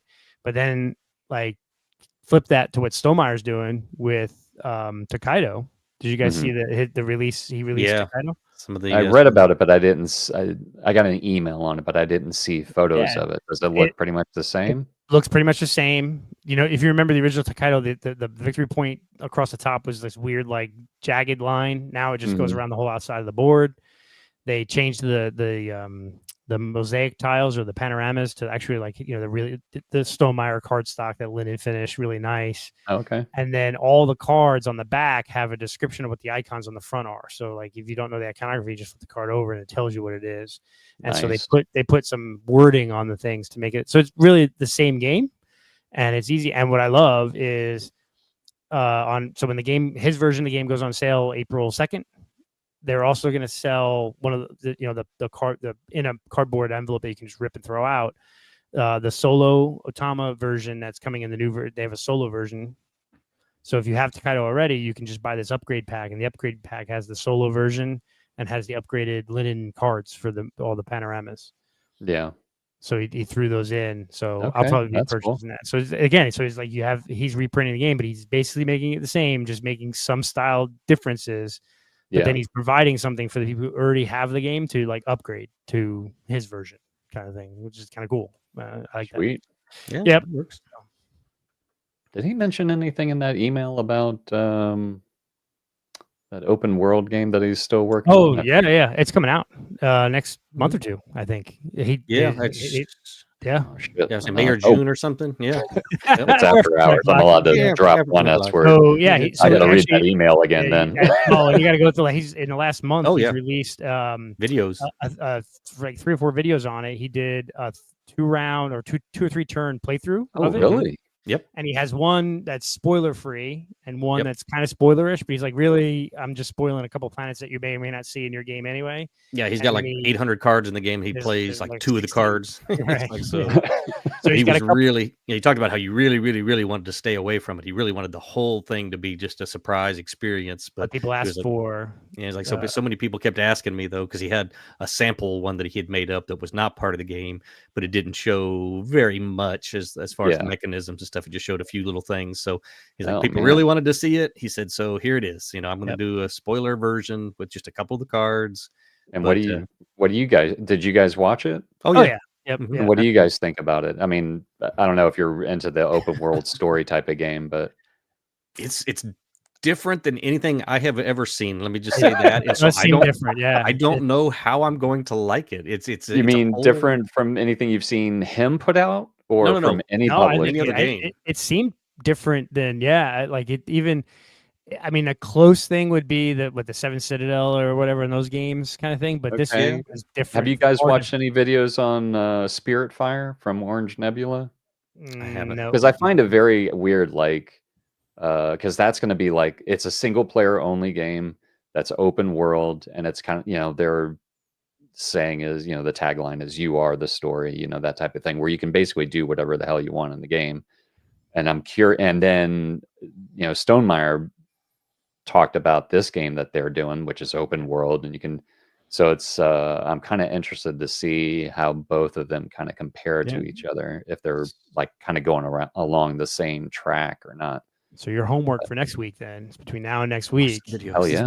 Watch his videos. And he even had a trailer video tonight, and he's talked about it a few times in his weekly podcast thing that he does, or his weekly live show. So I didn't think it was. I think it's going to be out till like late this year or something. So I suspect it's going to be like the summertime. I think like May, June, maybe. I don't know exactly. I think he may have even said when it's coming, but it's definitely like in the next couple of months. It's going to hit. Keep that Champion subscription current, man, because I'm going to be borrowing that.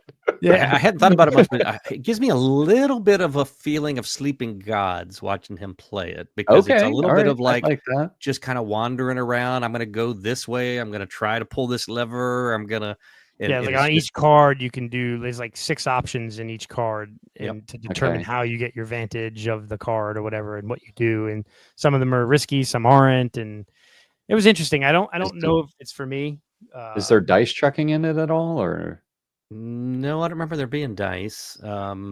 like are you rolling for anything to see if you actually, you know? There's tests that you have to pass. I'm trying to Yeah. remember how you do them. There were tokens that you could cash in that you can collect that give you an advantage. Maybe there were dice. Now that I think about it, they weren't numbered. I don't think they had symbols on them. Yeah, And and you were so trying to you roll had certain some symbols. That's what it was. Yep. Mm-hmm. All right. Yeah, because I got the metal coins already for the game. You know, he did that promo. Oh yeah, that's right. still Yep. Buy metal coins early. Mm-hmm. He He being used an that. idiot. That was I his bought- judge on how many copies he needs to make of this game. Yeah. I just think this is like not a. I wonder if it's. I mean, it's not really a gamble for him because it's him and his company and the way he Yeah. markets. But like, this is a big game. Like this, what Yeah. he said, like 800 cards, dude. Yeah, and Like- each card is double sided, and then there's a whole nother stack of cards. He's like, there's like 1,800 options or something. Like it's big, Wow. and he's been working Yeah. on it for a long time. Yeah. Like he was saying, this is 4 or 5 years in the development. So Very cool.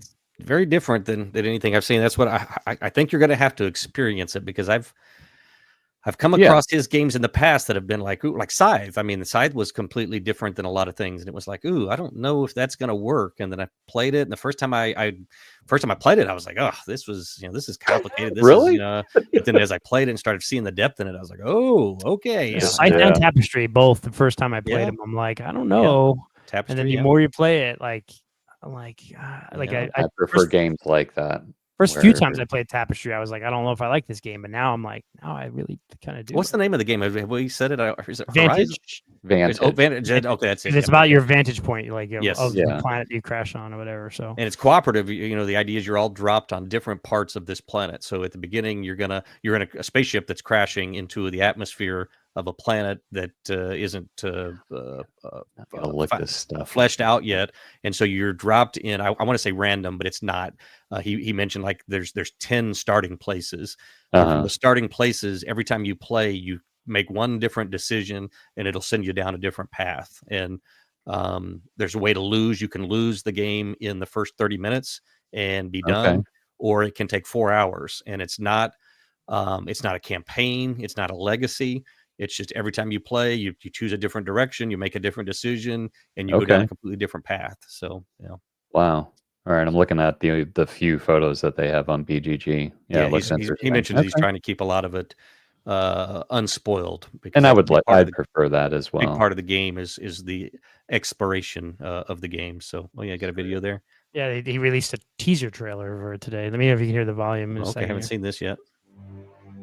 Yep. Hear it. 7,000 options. 1,300 cards. Good gravy, man.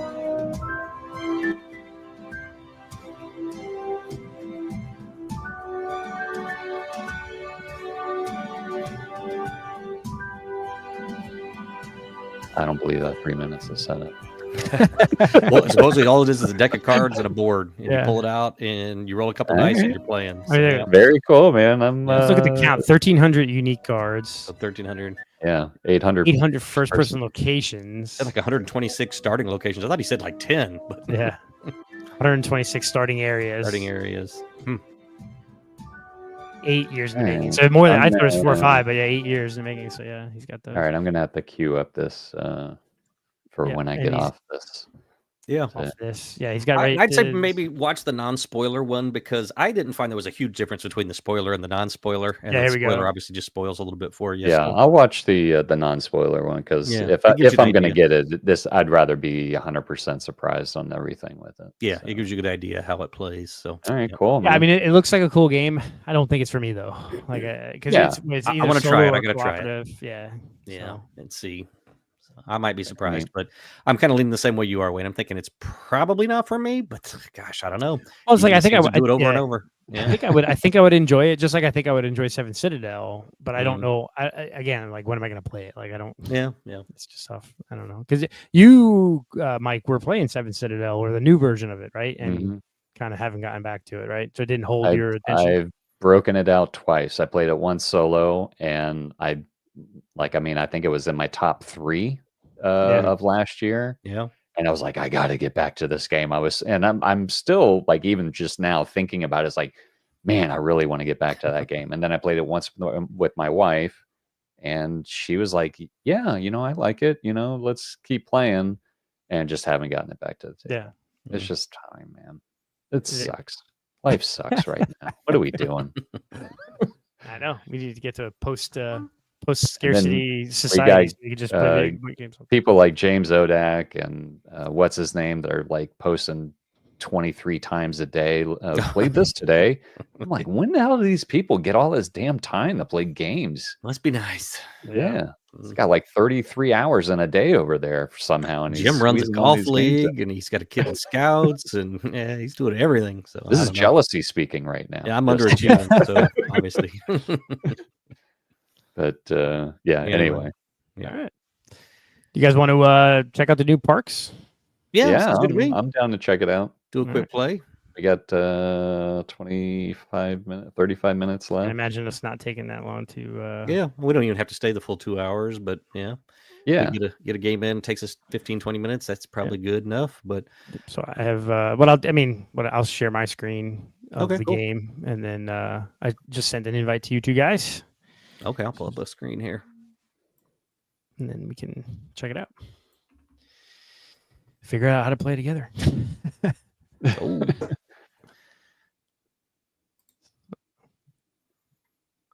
man, I've been in this game of, and I got to take a move on this as well. I've been in this game of, and I'm sorry, Chris, if you're listening, of Dinogenics. Am I in that one too? No, this is with Carlos, and I've never played this game before, and I've been playing this since before, or like right at the time that I went to Dice Tower West, and I'm learning as I'm going through it, but it's just like, I really wish I knew how to play this game better. Yeah. But the funny thing is what? Go ahead. No, sorry, finish. Yeah, you're good. I was just gonna say, I'm like fumbling through this game, and Carlos and I are still tied for second place. So, I'm on my I don't know if there's like some kind of in-game scoring where he's going to like jump in points. Yeah, there's some in-game scoring there, yeah. But it's good. I'm learning. I'm like you. I fumbled through my first gameplay or two, and now I'm starting to learn, and now I've figured out some things. So I'm like slowly getting better at it, I guess. Hopefully. Yeah. I was just going to say, I'm on my third game with Carlos, and I don't know if he's not finished last yet, but maybe he hasn't. But it's a fun game though. I think I finished last the last time we had a game. I think I was with you and Carlos and. Oh, did you? Oh, okay. All right. I thought there was a whole other round, so I didn't fix my pens, and my T-Rex ran through and I had T-Rex and a Velociraptor, and they just went to town and ate all my people. Wrecked it. I got those. What do they call them? The scandal tokens. I had like 7 or 8 of them. Oh, yeah, it was bad. Jeez. That is bad. Lots of people's got eaten. Yeah. Oops. Mm-hmm. But hey, you chose to go to a park with dinosaurs. What did you expect? Yeah, right. It's your own fault. All right. Go to game. Here we are. We're all in there. So we got the new game here. So it looks like. Looks a little different. Yeah, so you got you got your parks and you got your trail, right? So that's basically the same. But you look here and you're like player board, you got your backpack and you got your water bottle. Okay. So the canteen, you got the 6 spots around the outside, and then you got 3 water drops in the middle. So I think as you get new canteens, you can place them in the canteen in different spots. But during a turn, you can only fill 3, and you could choose either side of it, I think. So you can kind of see, like right now, I have just a tree. Rob, you've got like reserve a park, and looks like Mike, you got a tree in yours also. And then as you get more canteens, you can put them in the spots on the outside. You can kind of see where there's 6 spots for it, and then there's the 3 drops in the middle. So it looks like, at least the game I'm playing now, it seems like when you put a drop in the middle, you choose either side, or maybe you get both sides. I don't know. I haven't really figured that out. Then you got your equipment, and then you got your like the picture thing now is kind of just always, it doesn't go back and forth. Like I think Like you remember in the past time you'd pay 2 Yeah, resources you to could take take the it away camera. from somebody Yeah, else. I think now it's Yeah. like if you go to that spot, you can just take a picture, and if you go to the end spot, you can just take a picture type thing. Interesting. Okay. And then there's this dice thing now, this roll, and when you go there, you roll a die, and based on the die result, you get to do something, or you get something, either resource or something like that. You get like you can reserve a park, or you get a resource, or you get a picture, or something like that. So it's like a random thing you do. Okay. And Interesting. then this is where you go to buy gear. This is where you go to get reserve a park, visit or reserve a park. So the top 3 things over there, the pink, green, and orange, are those like round objectives that you're trying to do? Let's see. Like the most spring bonus, summer bonus, fall bonus. So yeah. Okay. The most sun drops, take the top card of the gear deck. Second one is the summer bonus, most gear cards with combined cost of the thing. You get to roll 2 of the dice. All right. And then with the upper left here, you've got the that's your water bottle. When you get something to get a new water bottle, like if you go here where it says gain a canteen, you get to pick one of those 3 face up ones, or I think randomly pull one off the top. I'm not sure. Interesting. All right. Yep. All right. Well, let's do it. And the photo bonus, the player with the most photos receives 4 at the end of the game. The player with the second most receives 2. So it's not, you get like a bonus for your photos. And so, yeah, there you go. Okay. So I'm sure the movement is still the same, where you can't occupy the same space. I think you can do it once, right? You can always occupy Campfire? But the campfire thing is when you I don't see a campfire token anymore, though. I don't, yeah. So collecting. Oh, no, there is there. Okay, that little, I want to say almost a triangle. Right here, you have a campfire thing, and then so like right here, I've got this card here. You have the passions now, right? So my passion is collecting. So if I have 2 gear cards owned, I get a gear. Gear is free for me, and I gain a bonus of 1 victory point for every gear card owned. So I want to be collecting gear. It looks like, Rob, your passion is rock climbing. Okay. So if you have 3 mountains in your combined cost of your visited parks, the gear effect, when you gain a mountain, you may gain a wild instead. End game, you gain 1 per mountains, 2 mountains climbed. Okay. Mike, you like swimming? That guy. If you have 3 waters and you combine cost of your visited parks, you get to when you fill your canteen, you get to roll a die. You can't unroll the die. 1 point per 2 drops. All right. So, all right. Well, I'm gonna go here and let's see. I'm gonna go here, and I'm gonna gain a canteen. That's where I wanted to go. I know. Oh. I think this mountain one. I'm gonna. So you can take you can take a face down canteen. So, but I'm gonna do. See, this is kind of cool one because this one lets you visit or reserve a park by filling a canteen. I'm taking that one. And I'm going to put it up here at the top and see what happens. Enter. There we go. Oh, my turn. Let's go to the mountains. Getting the mountain, getting the bonus sun. And it does look like in your backpack, you've got space for 3, 6, 9, 12 resources. So I wonder if you were over that. The old game, since I just played it, I had to look that up. Yeah, you can have more than 12, but at the end of your turn, you have to discard down to 12. Gotcha. Yep. Okay. Lights up. Let's do that. I'm going to buy some gear, maybe. Buy some gear. And yeah, some of these I got gain that at that. Okay, let's do that. There's a little ladybug down at the bottom. What is, anybody have any clue what that is? I think it's just, I don't know. It's a good question. I don't know if it was there before. I just noticed it, but yeah, it doesn't seem like art hanging off the board. Well, I'm about to go there, so I'll let you know. Okay, we'll see if it moves or what happens. Yeah. Do that. Oh, Mike gets to go again. Do I get to go again? It says your turn. Oh, does it snake the turn order? Yeah, my snake. All right, well, I'm not familiar with that, but I may take my turn. What the? What else do I have to do? Or am I just confirming that I took my turn? Oh, yeah, you may have to confirm then. Yeah, we'll see. It's my turn. What is it going to allow me to do? Because none of my, I can't move any of my guys. Have you tried to click on your guy? Yeah, We didn't run into an alpha bug already, did we? No. maybe. I don't know. I always thought it was just you went round robin Yeah. on your turn. I'm just Just going to go end my round and turn. round. Let's see what happens there. There it goes. Okay, there you go. Did you guys have to Alright, click good. end your turn? Yeah. My turn? I think you did at the end of Yeah, every yeah. Oh, okay. All right. Mhm. All right, so I can fill my canteen, which gives me another reserve a park. I'm going to fill my canteen. Let's see if I get both things. I did get both things. So you get both things Ooh. when you fill the canteen. That's good to know. Nice. That sucks because Yeah, my but other see, game, aren't I you filled. What? Aren't you supposed to get the symbol at the bottom of your space that you stopped on as well? No, that's how it fills in. So like you see, like this water Oh. fills in there, that fills in there. Okay, you're getting the park top thing. Duh. Yeah. That was dumb of me. Okay. in my turn. All right, there you go. So cool. So that's good to learn that. So the way the water bottle works is if you fill them across, you get both things in that. That's cool. I like it. Cool. Well, the ladybug stayed Mhm. there, so must Yeah, not it's be a just thing. hard thing. Yeah. All right, I'm gonna go grab that little canteen spot. So let's gain a canteen. I gotta gain the mountains, right? That's my thing. So okay, Yeah. so take that That's puppy. your thing. My thing. I'm gonna place it up there too. Double up on the parks and the mountains. In turn. Done.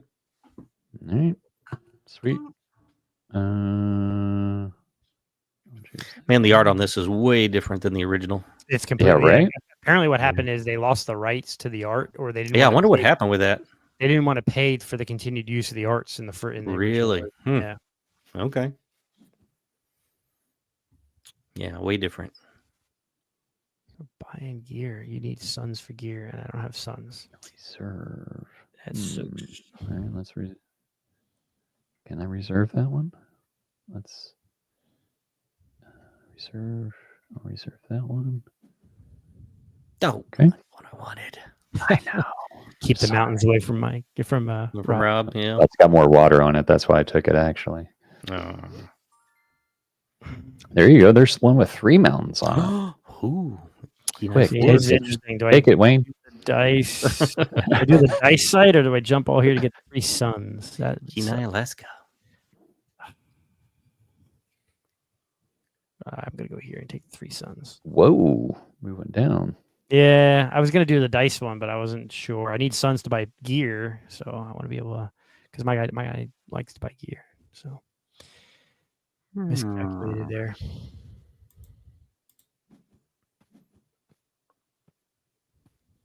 Going there. Gonna take me a tree. In my turn. All right. Moving right along.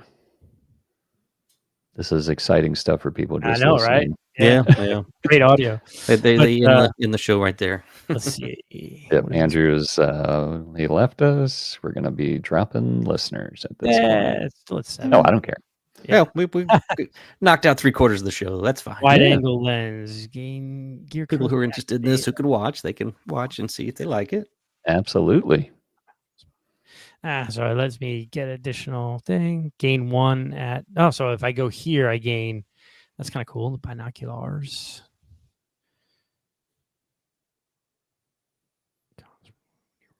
Oh, so I get an extra die roll. Mystery kit. Ooh. Mystery kit. Let's go mystery. Why not? Let's see. Nah. Let's do this. Nah. I need more gear, so let's do that. Enter. That's kind of cool. I like the the die thing is kind of cool though, because it gives you like some random things. Mm-hmm. I'm thinking I might need some gear. Oh, that gear's expensive though. I only have 1 son.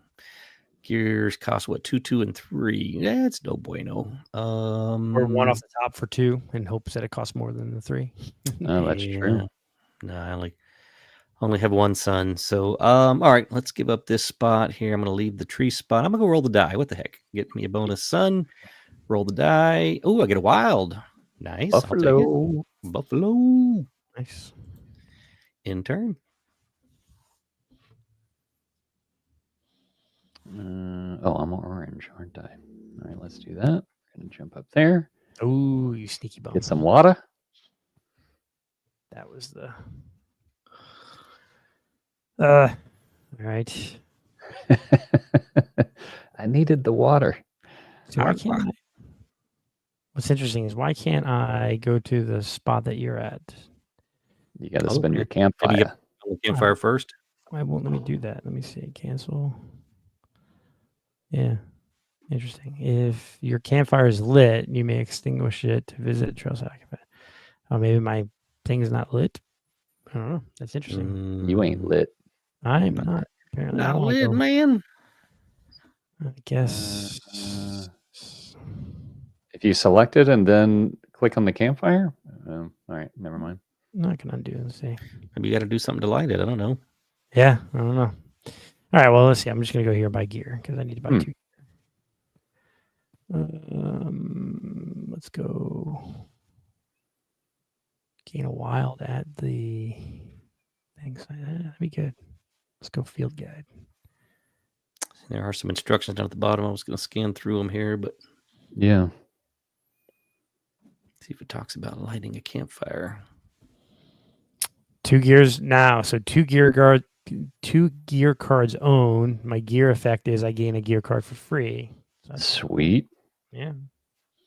Sounds good. Use passion bonus. Oh, you have to choose one. Oh, okay. So now that I've unlocked my passion, I get to choose that I get a gear effect. The gear is free, or at the end of the game, I earn 1 victory point per gear card owned. So get gear for free or get victory. I'm going to get 2 victory points. So, okay. So that's interesting. So when you open your passion, you get to choose between the 2 things on your passion. Oh, that's what it says down there at the bottom. Italics, you may choose in-game scoring or a gear effect. Gear effect. Interesting. Cool. I like it. Okay. We got Chris here. Chris chimed in. He says he's looking forward to playing my copy of Parks on April. Oh, yeah. This on BGA, yeah. Nice. Yeah.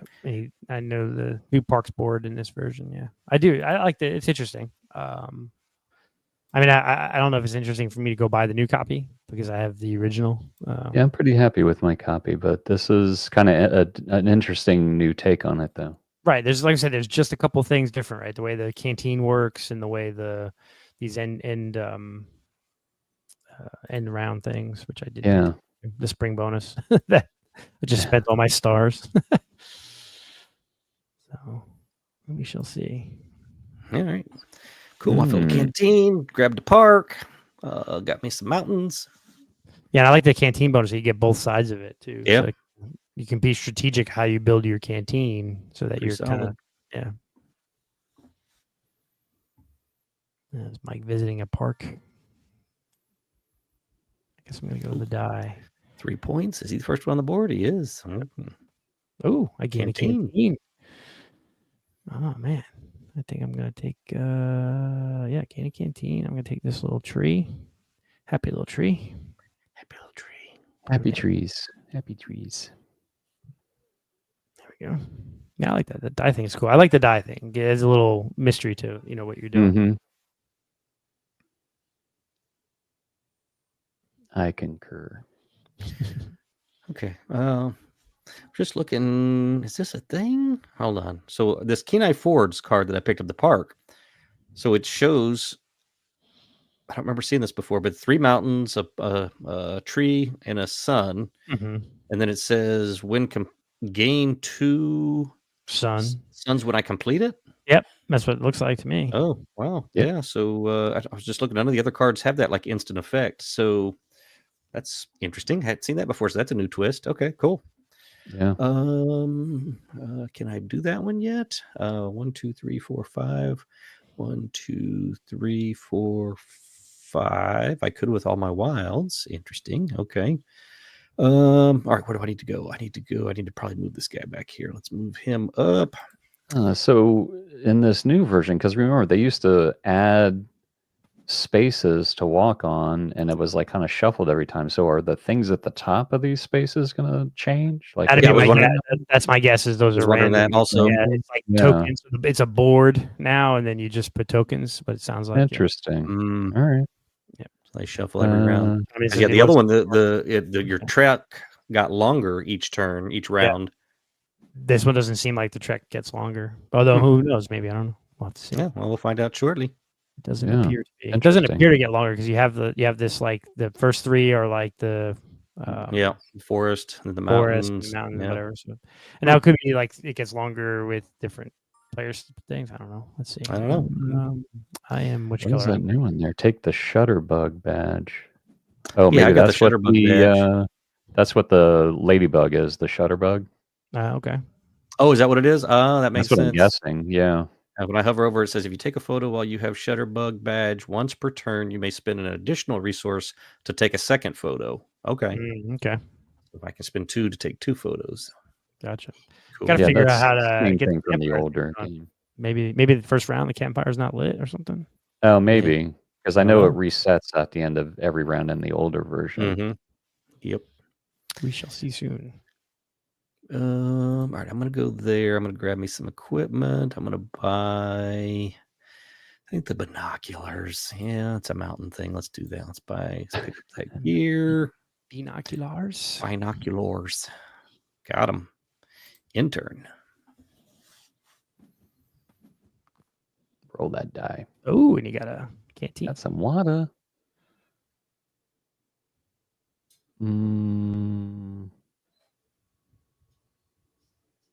So how does this work again? You put So you put these. You're like upgrading your canteen or something. Yeah, you basically you're taking one of those things, and so like you have right now in your canteen where you just get a tree, right? If you buy a canteen, you can put it on the other side. So in future rounds, when you fill that top row, you would get both sides of it. But if you think you want to use this round, this trip Put down it the thing, you want to put it down. underneath probably because you can't refill that top one this turn. Yeah. Oh, interesting. Okay. All right. Let's do that. A few more decisions. I'm gonna do this. All right, let's try that. I don't know what I'm doing here, but we're gonna do that. So that lets you take a photo. So like if you fill your canteen in future, you can take a Pay photo. a resource, get a photo. Yeah. I'm gonna fill my second canteen there and take that for a tree. Happy little tree. Love me some Bob Ross. I used to watch Bob Ross as a kid. You guys watch Bob Ross? Oh yeah, I definitely watched some Bob Ross. All right. It always made it look so easy, and then I'm here drawing stick figures. I'm like, really do? What he paid to do? I've never watched there was that documentary that came out on him a year or two ago. I never watched it. That. He was a pretty fascinating dude. He was a military vet, and like painting was to help. He used it to deal with his PTSD. His family were bastards, though. Yeah, really. After he passed away. Oh, they were like forging his signature on paintings he never painted, and that's crappy. Yeah, he did a lot of paintings though. Like there was like it's pretty. Oh, he did a crap ton of paintings. It was amazing how much he did. Thousands of them. Yeah. That's what somebody. My mom likes watching Antiques Roadshow, and I was watching it one day with her. I don't know, like last year, and some guy brought in a Bob Ross painting, and the other guy's like, "Well, you'd be surprised. Like his paintings don't sell for as much as you would think because there's so many of them, but they're still like $1,000 a piece. But like yeah, not what you would think. Not but some of them are like ones that were like if you buy one that he did on air, it's like those are really like expensive. But he's a lot of those are like in galleries and art shows and stuff. But all right, what am I wouldn't mind owning an original Bob Ross. That'd be kind of cool. That'd be cool. Yeah. What you doing with your life, Mike?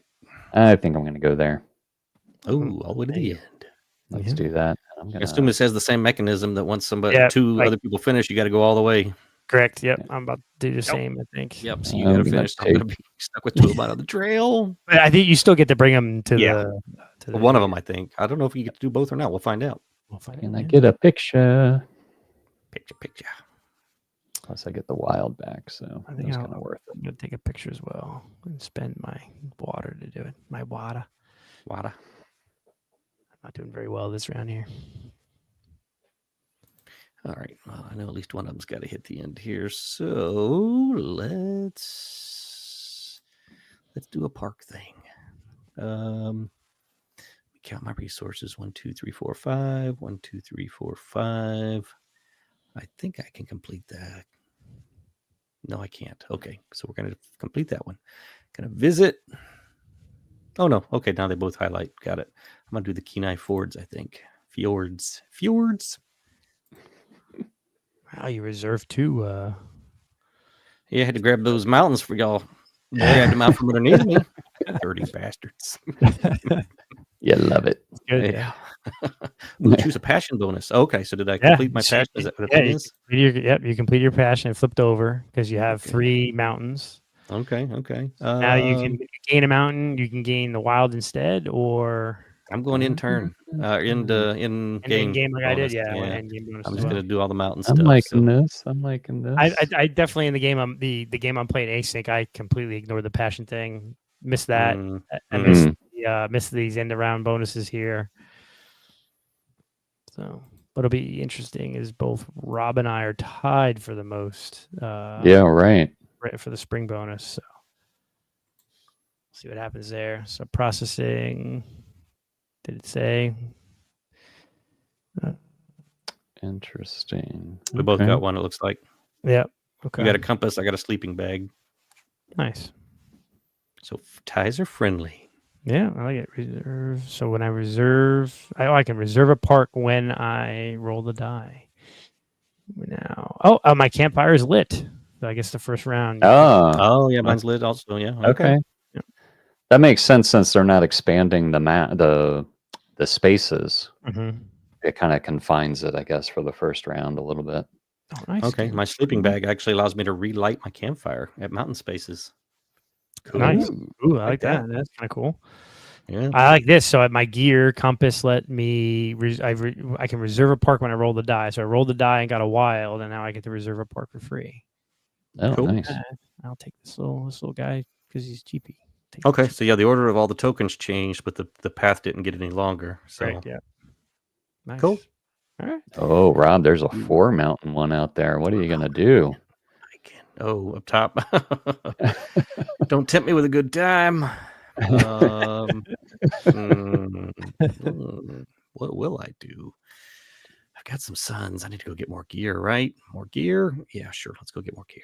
Yeah, I'm gonna go there. Well, you can go there because you have your campfire lit. Oh, that's true. I fill my canteen. Boom. Biggity That means I bam. get to reserve a park, so why not grab Brycey? Bryce Yeah, Canyon. Brycey Canyon. Canyon. Bry Canyon, maybe. Bryce Canyon. Okay, let's reserve that puppy. Choose a gear card to buy. Yep, probably want to do that too. I've got 2. The journal. What does the journal do? Reserve a park. When I go to mountain spaces, man, all my stuff's coming up for the mountains. Or refresh my campfire at those. Oh, I can already do that. I'll grab the journal for 1. Buy gear. In turn. Cool. All right. Let's go there. Really? Ow. Yes. And then I'm going to do that.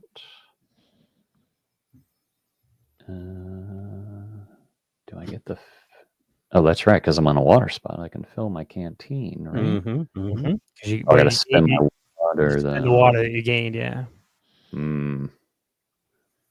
Anytime you gain water, what does the canteen let us do again? It gives you the bonuses. So right now, if you put it's only for the bonuses. Well, no. So like if you put your water drop in the top one, you would gain a tree for the water. If you put your water drop in the middle, you would be able to buy a photo with another icon. Okay. If you had things on both sides, you would gain both benefits. You would gain both. Okay. Interesting. What to do? All right. Let's just end our turn right there.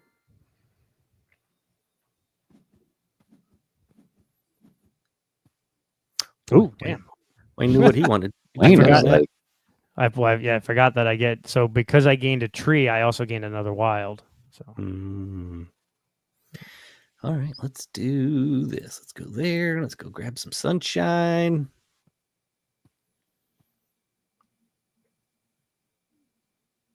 Oh, that's right. Dang it. I forgot. When I do that, I could relight my fire, but too late now. That's fine. I hadn't used it yet, so I didn't get to relight it. Ooh. Mike, going for the water spot. Gotta get that water. Water. So what do we allow? 12 resources? Yeah. Okay. Visit a park. I'm going to visit Redwood. There we go. Oh, I can visit. Oh, you can visit multiple parks if you can afford it. Really? Oh, yeah. Visiting, I think so, yeah. I just visited 2 parks. Reserve, I think you can only do 1. But yeah. Nice. There we go. Look at that. Commanding lead. Woo, double my score. Oh, it's my turn. Oh, yeah. It That'd be is. me. That'd be me. Let's go here. Let's roll the dice. I like rolling the dice. Yeah, dice kind of cool. Ooh, canteen. I like it. There you go. Take it. I'm gonna gain a canteen. I'm gonna grab the one that allows me to exchange a token for a wild. Take that guy, plug him in. I'm curious what dictates the ladybug moving. I don't know. Yeah, something to do with the setup, but yeah, probably the setup. Yeah. So if you go there, you get a ladybug token. This guy. Yeah, get the shutterbug. Yeah.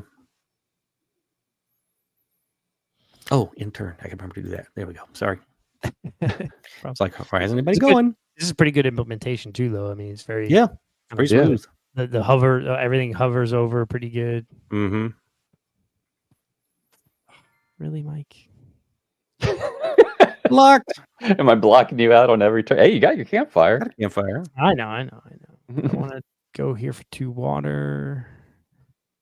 If I go here, I gain a water. Is it only the... Oh, no, you can go there. Because some of these spots have the little tent above it. Yeah, I saw that. Campfire token. What is that? I don't know. I don't know. It's interesting. Yeah. Interesting. All right. Do I want to... I can fill another canteen. Yeah. So reserve a park. I get a lot of trees. Let's reserve that one. Do I want to fill... Yeah, let's fill a canteen. Get another tree. Happy little tree. Oh, more mountains for you. Zion. Oh, man, I got to start actually cashing in on some of these, though. I'm just collecting. All right, so I guess the thing is, let's move this one up to the parks, and then I can visit a park. And I can just go ahead and buy the canyon lands here. Let's do that, and that gets me a wild, so that's always a good thing. That, complete that, and bada bing, bada boom, done. Nice. Coming for you, Wayne. I got 8 points. No. And you actually got, I gotta buy a gear this turn. 3 to 8 to 10. What am I gonna do here? What do you guys got going on over there? Oh man, there's no way I'm catching up to you guys on the stars on gears. Oh, I didn't even look at that. Most suns. Most suns on most gears. On so gear. Like I've got 5 and you've got 6. Okay, close. Yeah, I didn't even look at that. I'm gonna be catching up with you guys on that. I'm just gonna get friendly tie. That's all. Yeah. Or not. Oh, that would be nice. Blocked.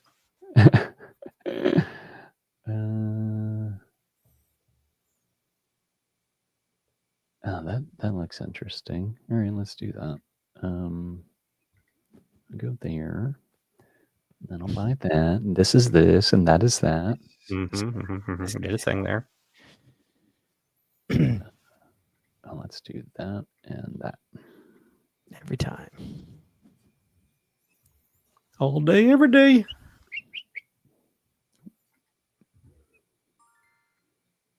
All right.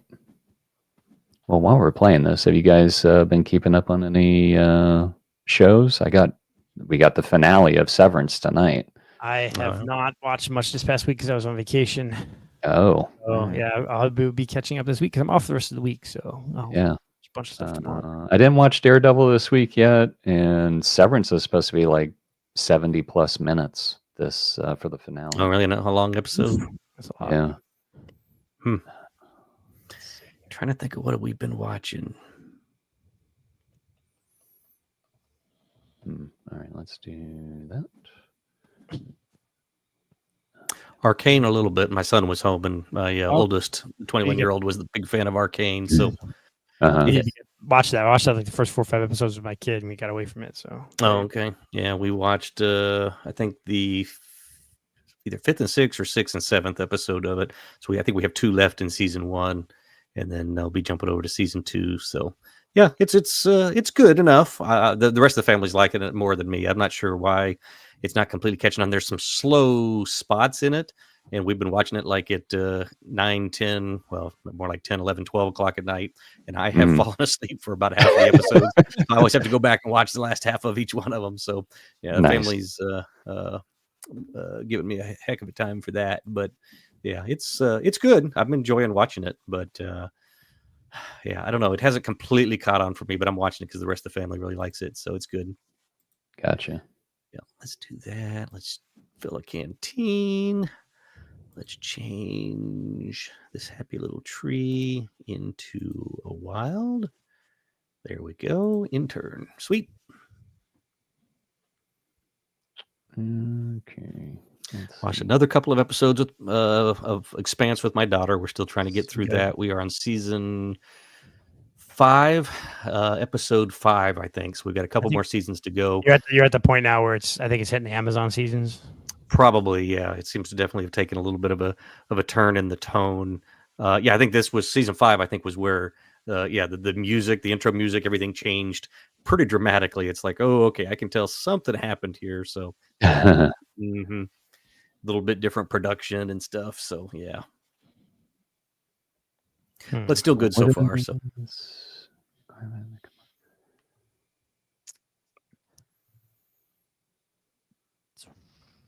Oh, I gotta pick one or the other. Oh, so you got your yeah. So you either get an in-game bonus that when you fill a canteen, you roll a die, or points based on water. Go in-game. Everybody's doing it. Or just me. Well, the rolling the die when you fill a canteen, that's pretty nice too. I'm not gonna lie. Yeah. I'm gonna take the points, damn it. Let's buy gear. Do I want to go friendly tie with Rob, or do I want to wipe them off the board? Spend those suns. You'll make more. I will. There we go. I also get victory points for gear at the end of the game. So. Oh yeah, that helps. So. All right. Let's go. 8 to 6. Big jump here. I think I might. Am I making the jump? Going to those mountains. I get that bonus water. There's a lot of stuff. Yeah, comboed up a bunch of stuff there. So let's reserve another park. Sure. What the heck? You'll make more. They're just parks. I know. I wonder, you get it if you don't get negatives for reserving parks, then you just keep reserving. Well, at the end of the game, you get negatives for the ones you reserved and didn't buy. Thanks, so Mike. Chris asked a question. Sorry if I didn't see it earlier, but what's the favorite national park you have visited? I don't think I've visited very many. Smoky Mountains were pretty cool. I've been there a few times. Yeah, Smoky Mountains pretty good. What's the one in Hawaii? Let's see. Don't know. For me, probably Glacier Bay up in Alaska. That was pretty cool. The Hawaii Volcanoes National Park. That was probably going to the volcano. Probably be me, I guess. Cool. I haven't been to. I guess the Keys is a national park, right? Yeah. That's a good one. I haven't been to Yosemite or Yellowstone, which I definitely want to do in my life. Grand Canyon. I haven't been to Grand Canyon either. Mount Everest. I think there's a big. Yeah, I know there's a big national park. I don't know what it's called. If it's Mount Everest National Park, but when I was in Alaska, we did that. We lived pretty close to there in Fairbanks, and so that was a pretty cool one. What's the? Was it McKinley? Isn't it like McKinley National Park? Yeah. Sorry. Yeah, that's it. McKinley. So that was called not Everest, Mount McKinley. But we went there. Again, it was only about 45 minutes from where we lived, so we went there at least once or twice a year. I think I'm gonna reserve a park. Let's go do a Rob and reserve that bad boy. Reserve. Everybody's doing it. Why is it every time I reserve a park though, just another mountain thing comes up? Really? Yeah. All right, let's go there so I can visit some of these freaking parks. Let's see. More mountains. Let's go there. Sure. What are you doing with all those reserve parks there. I'm just collecting. I'm a collector. He plans to retire and visit all these parks. He's just Apparently waiting until wait for the right time. Spring them on you.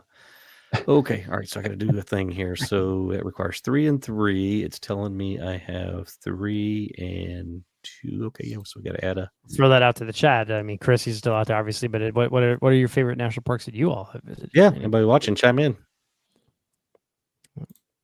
Intern, got done.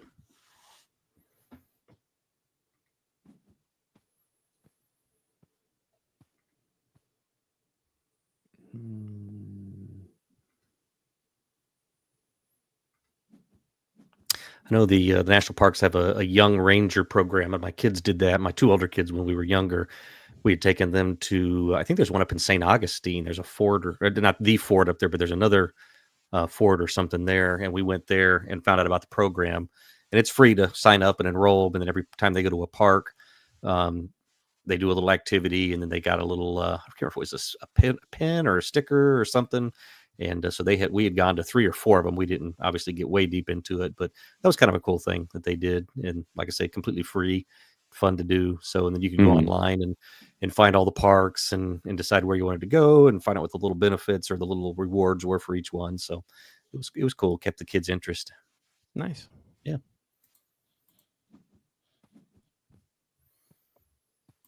Rob's collecting a lot of water. Yeah, I don't know what I'm gonna do with all that water, but I got water for days. Mike could use some of it, I think. Oh, sorry, Mike. Hoarding up the water. Kind of like beer and bread. The water's endless. You can always get water. Ooh.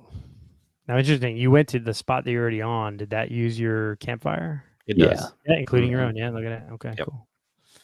Interesting.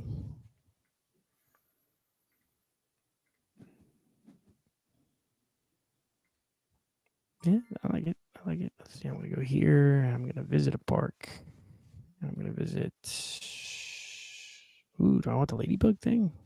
What does the shutterbug do anyway? Get you the camera so you can take a buy picture, 2 you can do it photos. twice. Yeah, let's go here. Hey man, don't knock them photos. That has won me many a game. Oh, I know. Yeah, I know. It's good, but I'm blown without a photo so far. I need to go take a photo. I've got 1. Mike's got 2. Yeah. Oh, let's see here. Let's go. Yeah, let's go ahead and grab that spot. Gets me a while. We're gonna pay a water to take a photo. Yep, say pay one of those waters. There's a way to get rid of them. Well, I can do it twice because I got the shutterbug. Hey, let's do it again. Double time, and I'm done. Get in with the guy I wanted you to. What do I got? What can I do? Oh, did you want that double water there? Yeah, I did. Somebody got canteens to fill. Oh no, you've got your canteens full. No, but if I go there, I get a free wild. Oh, yeah, bonus. Yeah. Oh, I see there. Yep. Mm-hmm. Yep. All right. Well, yeah, let's do that. Why not? Right? Sure. Why buy not? off the top for blank. Let's see what we get here. We're gonna spend pay 2 suns. Let's do it. See what we get. 2 water when I trade 1 in for a wild. Okay, I'll take that. Guess I'm gonna go here. Get the shutterbug. Nice. Shutterbug. Take a photo. And do a second photo. Why not? What? No, I got the photos. No. Real. Now we'll trade in a water for a wild. That seems like a good combo. Good return on investment. Done.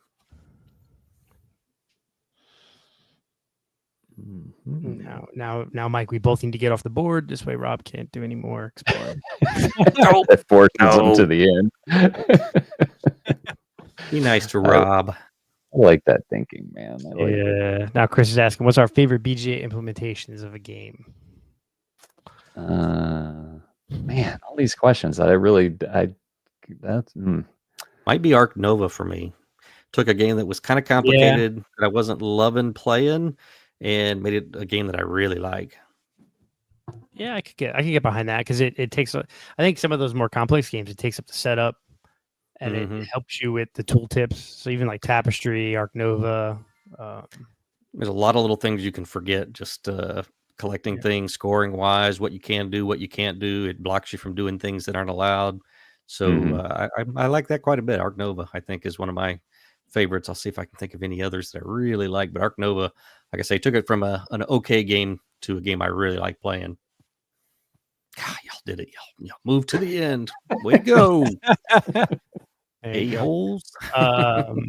Yeah, I think like Arc Nova is good. Castles Burgundy's okay, I guess. It's not as fancy looking. I think some of the other ones that like trying to think. Found Federation's pretty good. Yeah.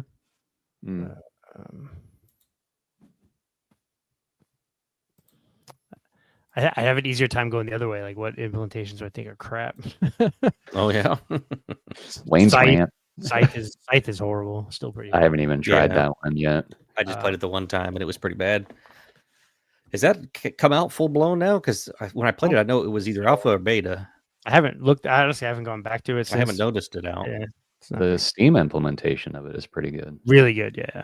Oh yeah. Nice. Look at that. I'm getting all kinds of goodies over there. Oh, that was me. That was it was you? Yeah, I didn't get nothing. The lead on the Suns there. Very nice. Is that one of your gear or something you're rolling the dice or? No, it was the end of round thing. I had the most gear thing, so I got 3 die rolls. I haven't even been watching those. Got it out from under you. Nice. I get to reserve a park too. Let's see. Nice. I don't know. I think I'm going to win the next one. I haven't counted yet, but let's see here. I'm pretty sure you will. Mountains, yeah, I'm pretty sure you're going to do it. I'm stealing all the mountains. I've reserved 2 mountain ones from you now. 6, 7, 8, 9. I got 9 already done, so yeah. Pretty sure. I'm gonna go here. Last trip down the trail, fellas. Is this the final round already? Yep, 3 trips down the trail. Oh, for crying out loud! I'm getting my rear end. Reserve a park. I'm gonna reserve that one. Don't fill a canteen. Yeah, I need 3. I've got 2, 3. I've got that. Nope, I don't want to fill a canteen right now. Intern. Yeah, this is already the third thing. It's good. So we're moving through it pretty quick. I like rolling the die. I'm going to do it. 2 Suns. Okay, I'll take it. Yeah. Boop, boop. Nice. Yeah, now that I know what I'm doing, it's a lot snappier. It's moving along now. Yeah, and so really not too much different. It's the die. The die is different. The way your canteen works is a little different, and these end round bonuses are pretty cool.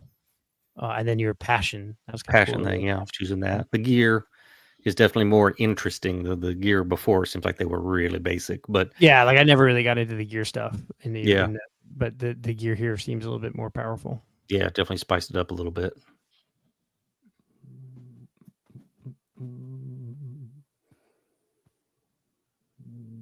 Let's do that. Still not quite sure what those tents are. I'm seeing there's that little thing below the gear that says park campground full, and then it shows a picture of the tent. Seems like that's almost like a blocking thing somehow, but I haven't seen that activate or block or whatever. So yeah, I don't know. I'd be interested to know what that does. Oh damn! I'm almost full up here. Yeah. Oh, with stuff. Yeah, I can get 2 more. Hey. Up in here.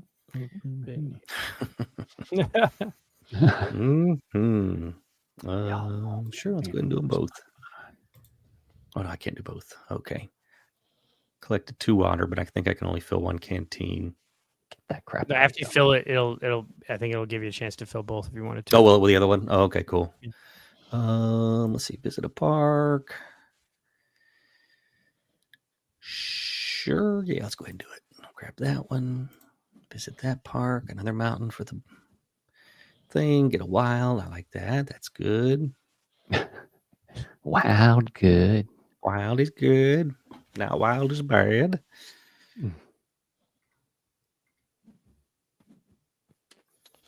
Collecting that free water. Yeah. This is the last round we're playing? Yeah. Last trip down the trail. Crikey, man. I know. And what, let me see here. So is it every time you get your passion, you get to choose one or the other? No, I think it's a one-time thing. I think it's a one-time thing. Once you did it the first time you meet the thing, you get to choose either the end game or great game bonus. Yeah. Gives you like a stinks. Yes, you can't do both. I thought it was every time you got it. All right. Like once at all. I do.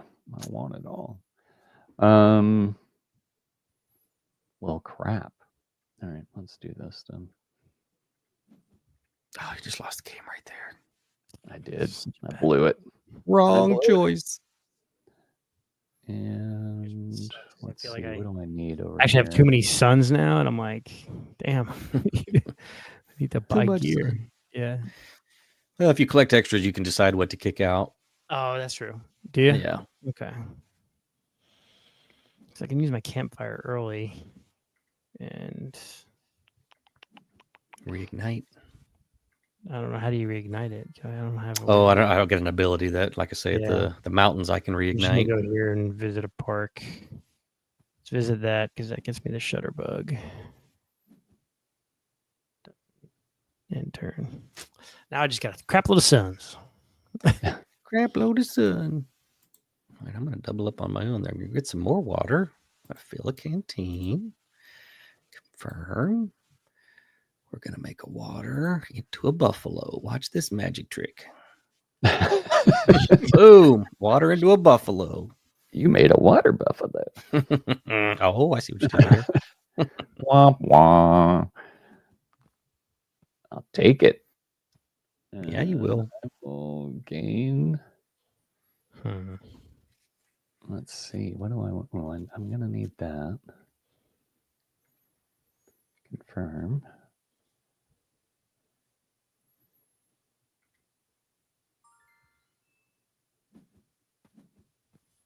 Oh, no, I screwed up. What did you do that for, Mike? Why? What did you Why? do? Oh, no.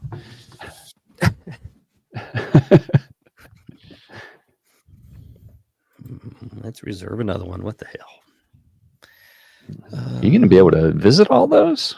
No. Shut your mouth. Ooh, Hawaii volcanoes. Hey, there's one Wayne was talking about. I'll take that one. That'll probably be my undoing, but we'll grab it. There we go. I need mountains. I took too many mountain guards. Gosh, yeah, I need 1, 2, 3, 4, 5, 6, 7 mountains. I don't think I'm getting there. Well, crap. What the hell am I going to do here? What are you going to do? I have no flipping clue. Those 17-inch pythons on you, brother. At least you stayed out of my way. Let me tell you something, brother. Come here. What was the Phil Walker Harding game? The new one. Didn't you post something about a new Phil Walker Harding game, Mike?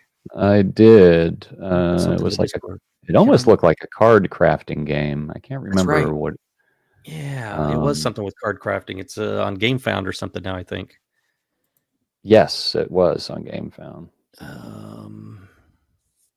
Whoops, no, wrong thing. Go cancel. Do that. Let's see here. Man, you're getting a lot of stuff. Yeah, I'm loading up on Suns. What am I doing with my life? Was it did I do it in news or did I do it? Maybe it was in general chat. I don't know. I don't remember. Yeah, you had posted something about it. It looked interesting. See, while he takes his turn, I'll go take a look. Yeah, you're up, Mike. Oh, damn it.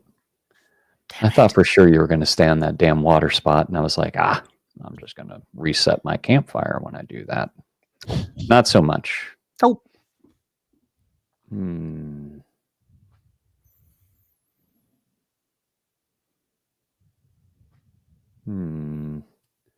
Yeah, this is not good. This is not looking good.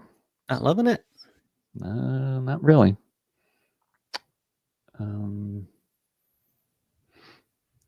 That. Well, I don't know if that's going to help me. Could do that. That would give me that, which isn't going to help me, but. Yeah, I can't see. Well, for crying out loud. Just get out the way. Yeah, that's what I'm trying to do. I'm trying to get out of everybody's way. Let's do that. Screw it. There you go. Get that free water. Yeah.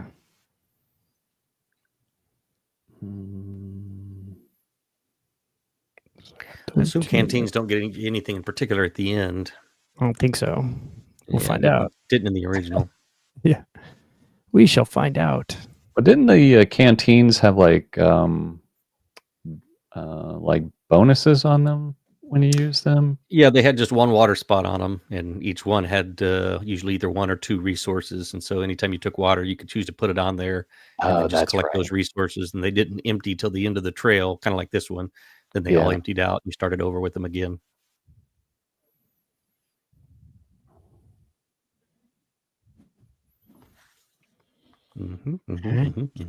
Myself another gear card because that's a victory point for me. That's good. Yeah. Victory points are good. We're going to go here.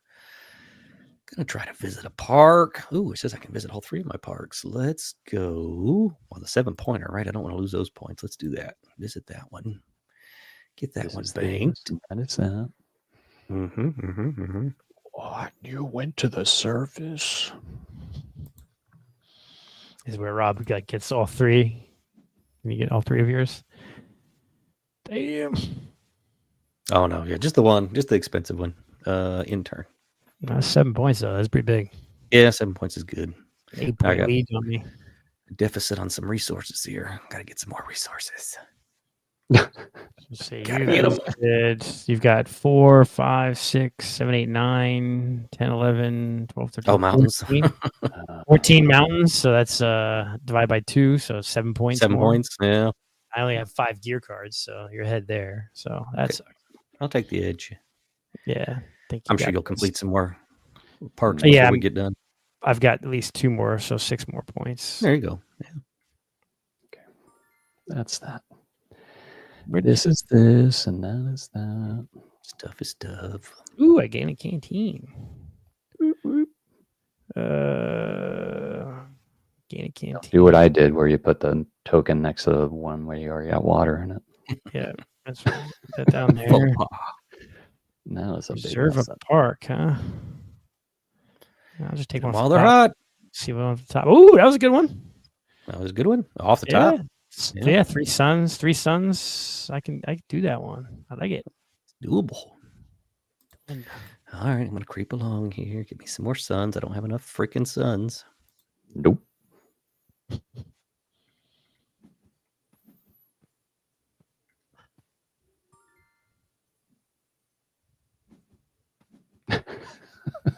We're all inching along in the back there. Nobody wanted to go too far. Nope. Don't hurt yourself. Don't want to press our luck. Let's see. I need 3 suns, and I got 4. Jeez, Rob with 27 points. What the flip? Don't look at Rob. Yeah, and he How are you visiting all these parks? Add 7 more to that because he got 7 more from his end game. But he's only got 2 photos, so 9 more to that. So that's 36. I got 5 plus 5. No, but I think it's tallying all our points as we go along. No, I don't think it's counting no. photos. I don't think so. Yeah. Not counting photos, not counting end game scoring. All right, let's inch along to there. We'll turn one of these millions of suns into a wild, at least.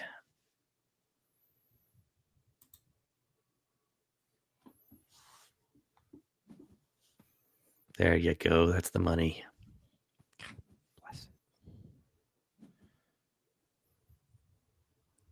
Whoop, whoop.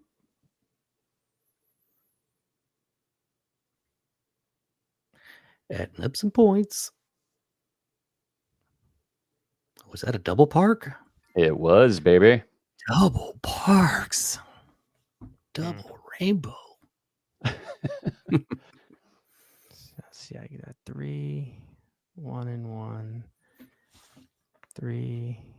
I think I'm totally screwed on this last part. 3, 1 There's and no way 1. I'm going to be able to visit it. I could do. I'm not going to get all mine for sure. I need. Yeah, let's just go. Let's get him to the end.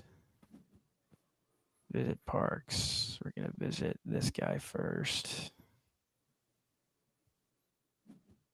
Pay.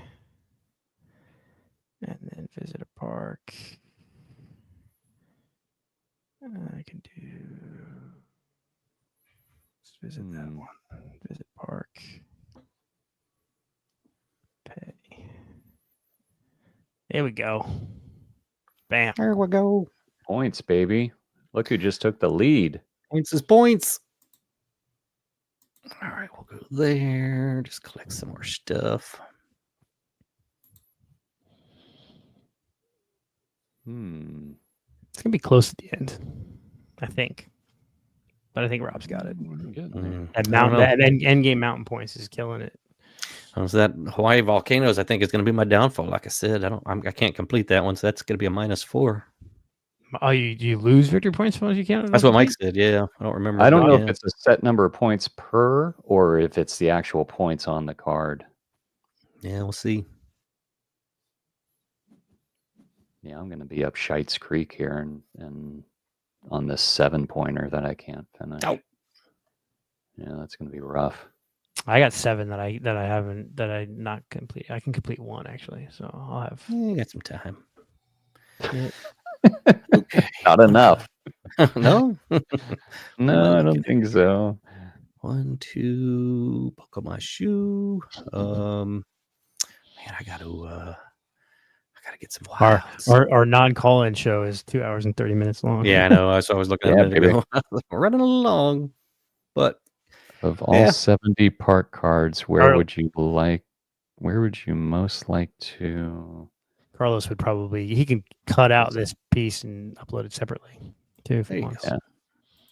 Parks gameplay. Another question in there from Chris. What do Of you all say? these parks, where would you like to visit? Of all these parks? Ooh. Yeah. Zion Park, maybe. American Samoa. No, I'll take American Samoa, man. Give me a nice island. Virgin Islands. Virgin Islands. I've been there. I've been to Virgin Islands. St. John. I spent a week living there. It was good. It's very, very good. I like beaches. I'd probably say the volcano. Well, come on, it's Hawaii, right? Hawaii, I've never been to Hawaii. I've been there. It's fun. Yeah. But Hawaii's gorgeous. Take a photo? Take a photo. Or is that only at the end that I get to do that? I want to do the 2 suns. Oh, the old one with the camera at the end of the game. You got to take a photo at the end. Oh, I thought it was when you got it. You could also take a photo when you got it. I know by taking a photo, you would steal it. And then from then on, instead of paying 2 resources for a photo, you paid 1.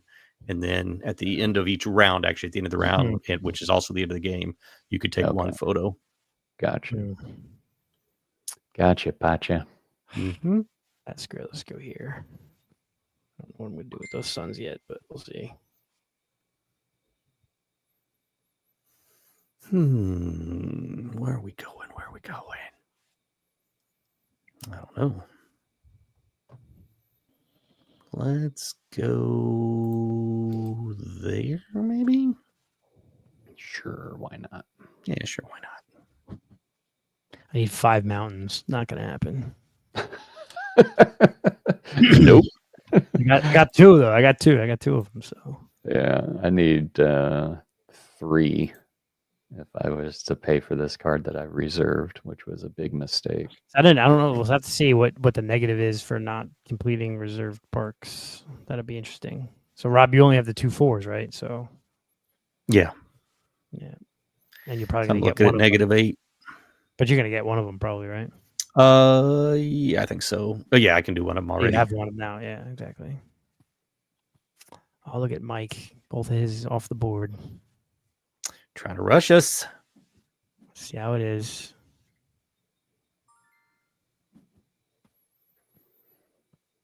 Come on, Rob, jump all the way to the end, man. Don't let them get any I think more I'm points. going to. I mean, I don't think I can do anything else really. So I think I kind of have to. We're going Right? to take one guy to the end. Yeah. So it'd be me Yeah, and then but me and then you. So we get If one you more. have some kind of gear that you can move 2 guys at one time. Go get whatever. Let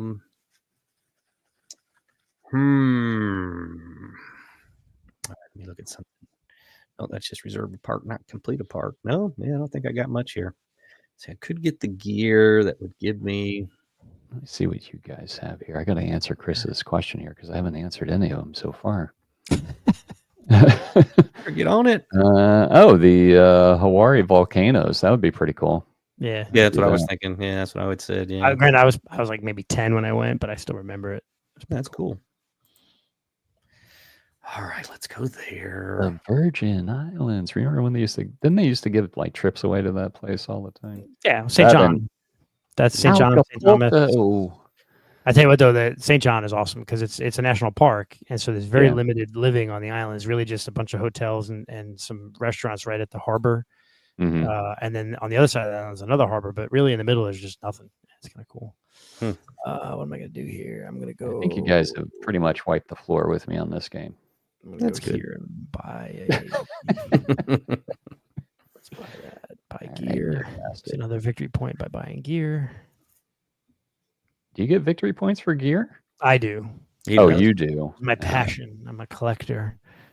I gain 1 victory point per gear card, so there's 6 points. I'm a gadget geek. Gadget geek. Let me see. The Redwoods, that was actually one that I did visit. That was pretty cool, driving through the Redwoods. Redwoods? Oh, the Redwoods. Yeah. Okay. Yeah. That was pretty awesome. Muir Wood, which is outside of San Francisco, has redwoods as well, but that's not the Redwood National Park, is it? Or is that Muir? I don't think so. No, maybe I have driven through that then. Muir Woods. You drive right through the giant redwood. All right, Rob, what you gonna do? You get off the board? Get out my way. Decide, do I go picture? I could take 2 steps, get a picture there, and then get a picture there for 2 points, or I just go get the 1 and then force you to go to the end. That's probably the best thing. You probably can do more if I don't move to the end here. Right. That's right. That's right. Let me see. Hold on. If I go back, where am I? Yeah, I don't think there's anything better to do. I'm gonna go there. Yeah, it's got an undo button. That's a good thing. Get off the board. Oh man. Yeah, I can't give you time. I think you're gonna win anyway, man. I think Rob's gonna be. I don't know. We'll see. Yeah, I think Wayne's gonna edge me, but we'll see. In turn, Ooh, he's gonna edge you, huh? Ooh, edge me. Hey, buy at least one more gear. We're past. This is past late 10 o'clock. night. Past 11 o'clock, 11:30 Eastern. All right, here we All go. right, how's this all gonna play out? Oh, tie. Tie. It says a tie. Gabe Benson a tie. It's like kissing your sister. I All right, love let's it. see what we got here. VP Passion card. So we just got one from there. Shutterbugs acquire. Save movements. Let's see. There we go. Campfire So uses. what about lost points? Do they show that? I don't think you lost points. I don't see any negatives. Yeah, but you guys didn't have some of your parks. Parks reserved. Yeah, see, they do give you negative points. Parks reserved. Where is it? So Mortex, you lost 8. No, it means I reserved 8 parks during the course of the game. No. Oh, yeah, I thought probably. that was points. Okay, my bad. Canteens filled 7, distance sailed 5, photos taken 6. So there's 6. Yeah, I don't see any 4. negatives. Yep. No negatives. So you could just reserve. No, that can't be, man. Yeah, I don't think everything's very friendly in this game. Yeah, I don't think there's any. F any that. negatives. You I would every freaking park, and even then, I have 4 points, and Rob has 4 points in reserve. Yeah, it would have been a wash. It would have been a wash. We still anyway. All right, I want a rematch right now. I ain't freaking ties. No, it's late. Freaking ties, yeah. But it's kind of cool. There you go. I like it. I kind of like the differences. So they even have. Oh, look at this! A new thing. Buy this game. Oh, What is That's that? new. Oh, it takes you right to the website. Look at that. Look at Summit that. Edition. Our deluxe version. What does that include? You get a pre-order bonus. You get a foil card. Hmm.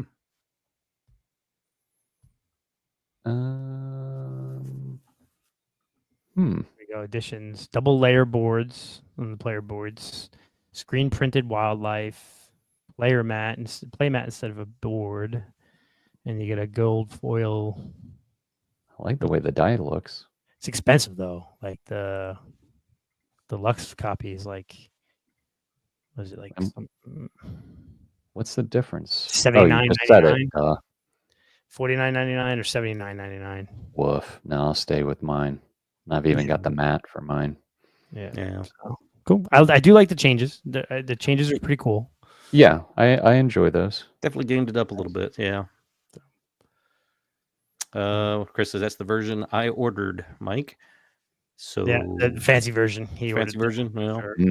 All right. Then Texas, you're gonna go all in, I guess. But yeah, that oil money in Texas is big, right? Is that what it is? Okay. On Borderlandia, it was $30 off. He says. Oh wow. Well, Oh, you get $30 wow. off. Yeah, that makes a big difference. Holy Cucamonga, that's a huge difference. Yeah, that makes it worth it.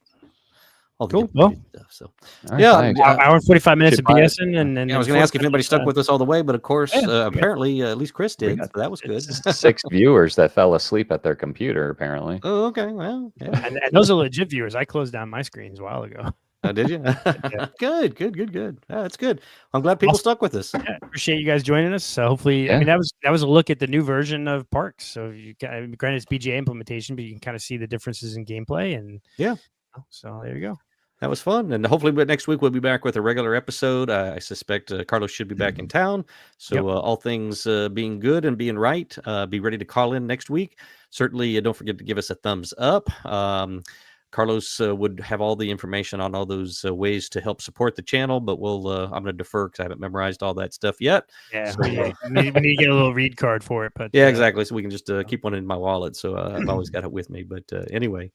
But yeah, it was fun. Thanks, guys, for jumping in tonight, putting together the show, playing a game, talking some stuff. I think we had a pretty good episode. Yeah, definitely. And so Awesome. I got the outro music, so you got to get us Well, out. hold on a second. Are you There you guys going to count this? Are you going to, since we played in real time, are we going to put this in your rankings? PG What's up to stats? you? I've also played Parks physically this year, so I'm going to count it. And I did at the con. So yeah, I've got to play in. So either way, yeah, I can consider it. Count it. You can count Mike, it. you're the only one that's on the Played it fence. live. Count So, it. Yep. It's up to you. Yep. Played this in a while, so I'll have to count it. Yeah. Cool. All right. Thanks everybody for watching. We are the Beans and Dice Podcast, a podcast about How we how we game. play game. Thanks everybody for watching. Have a good night. Thanks for watching the Beans and Dice podcast. Don't forget to like and subscribe. Gotta do it.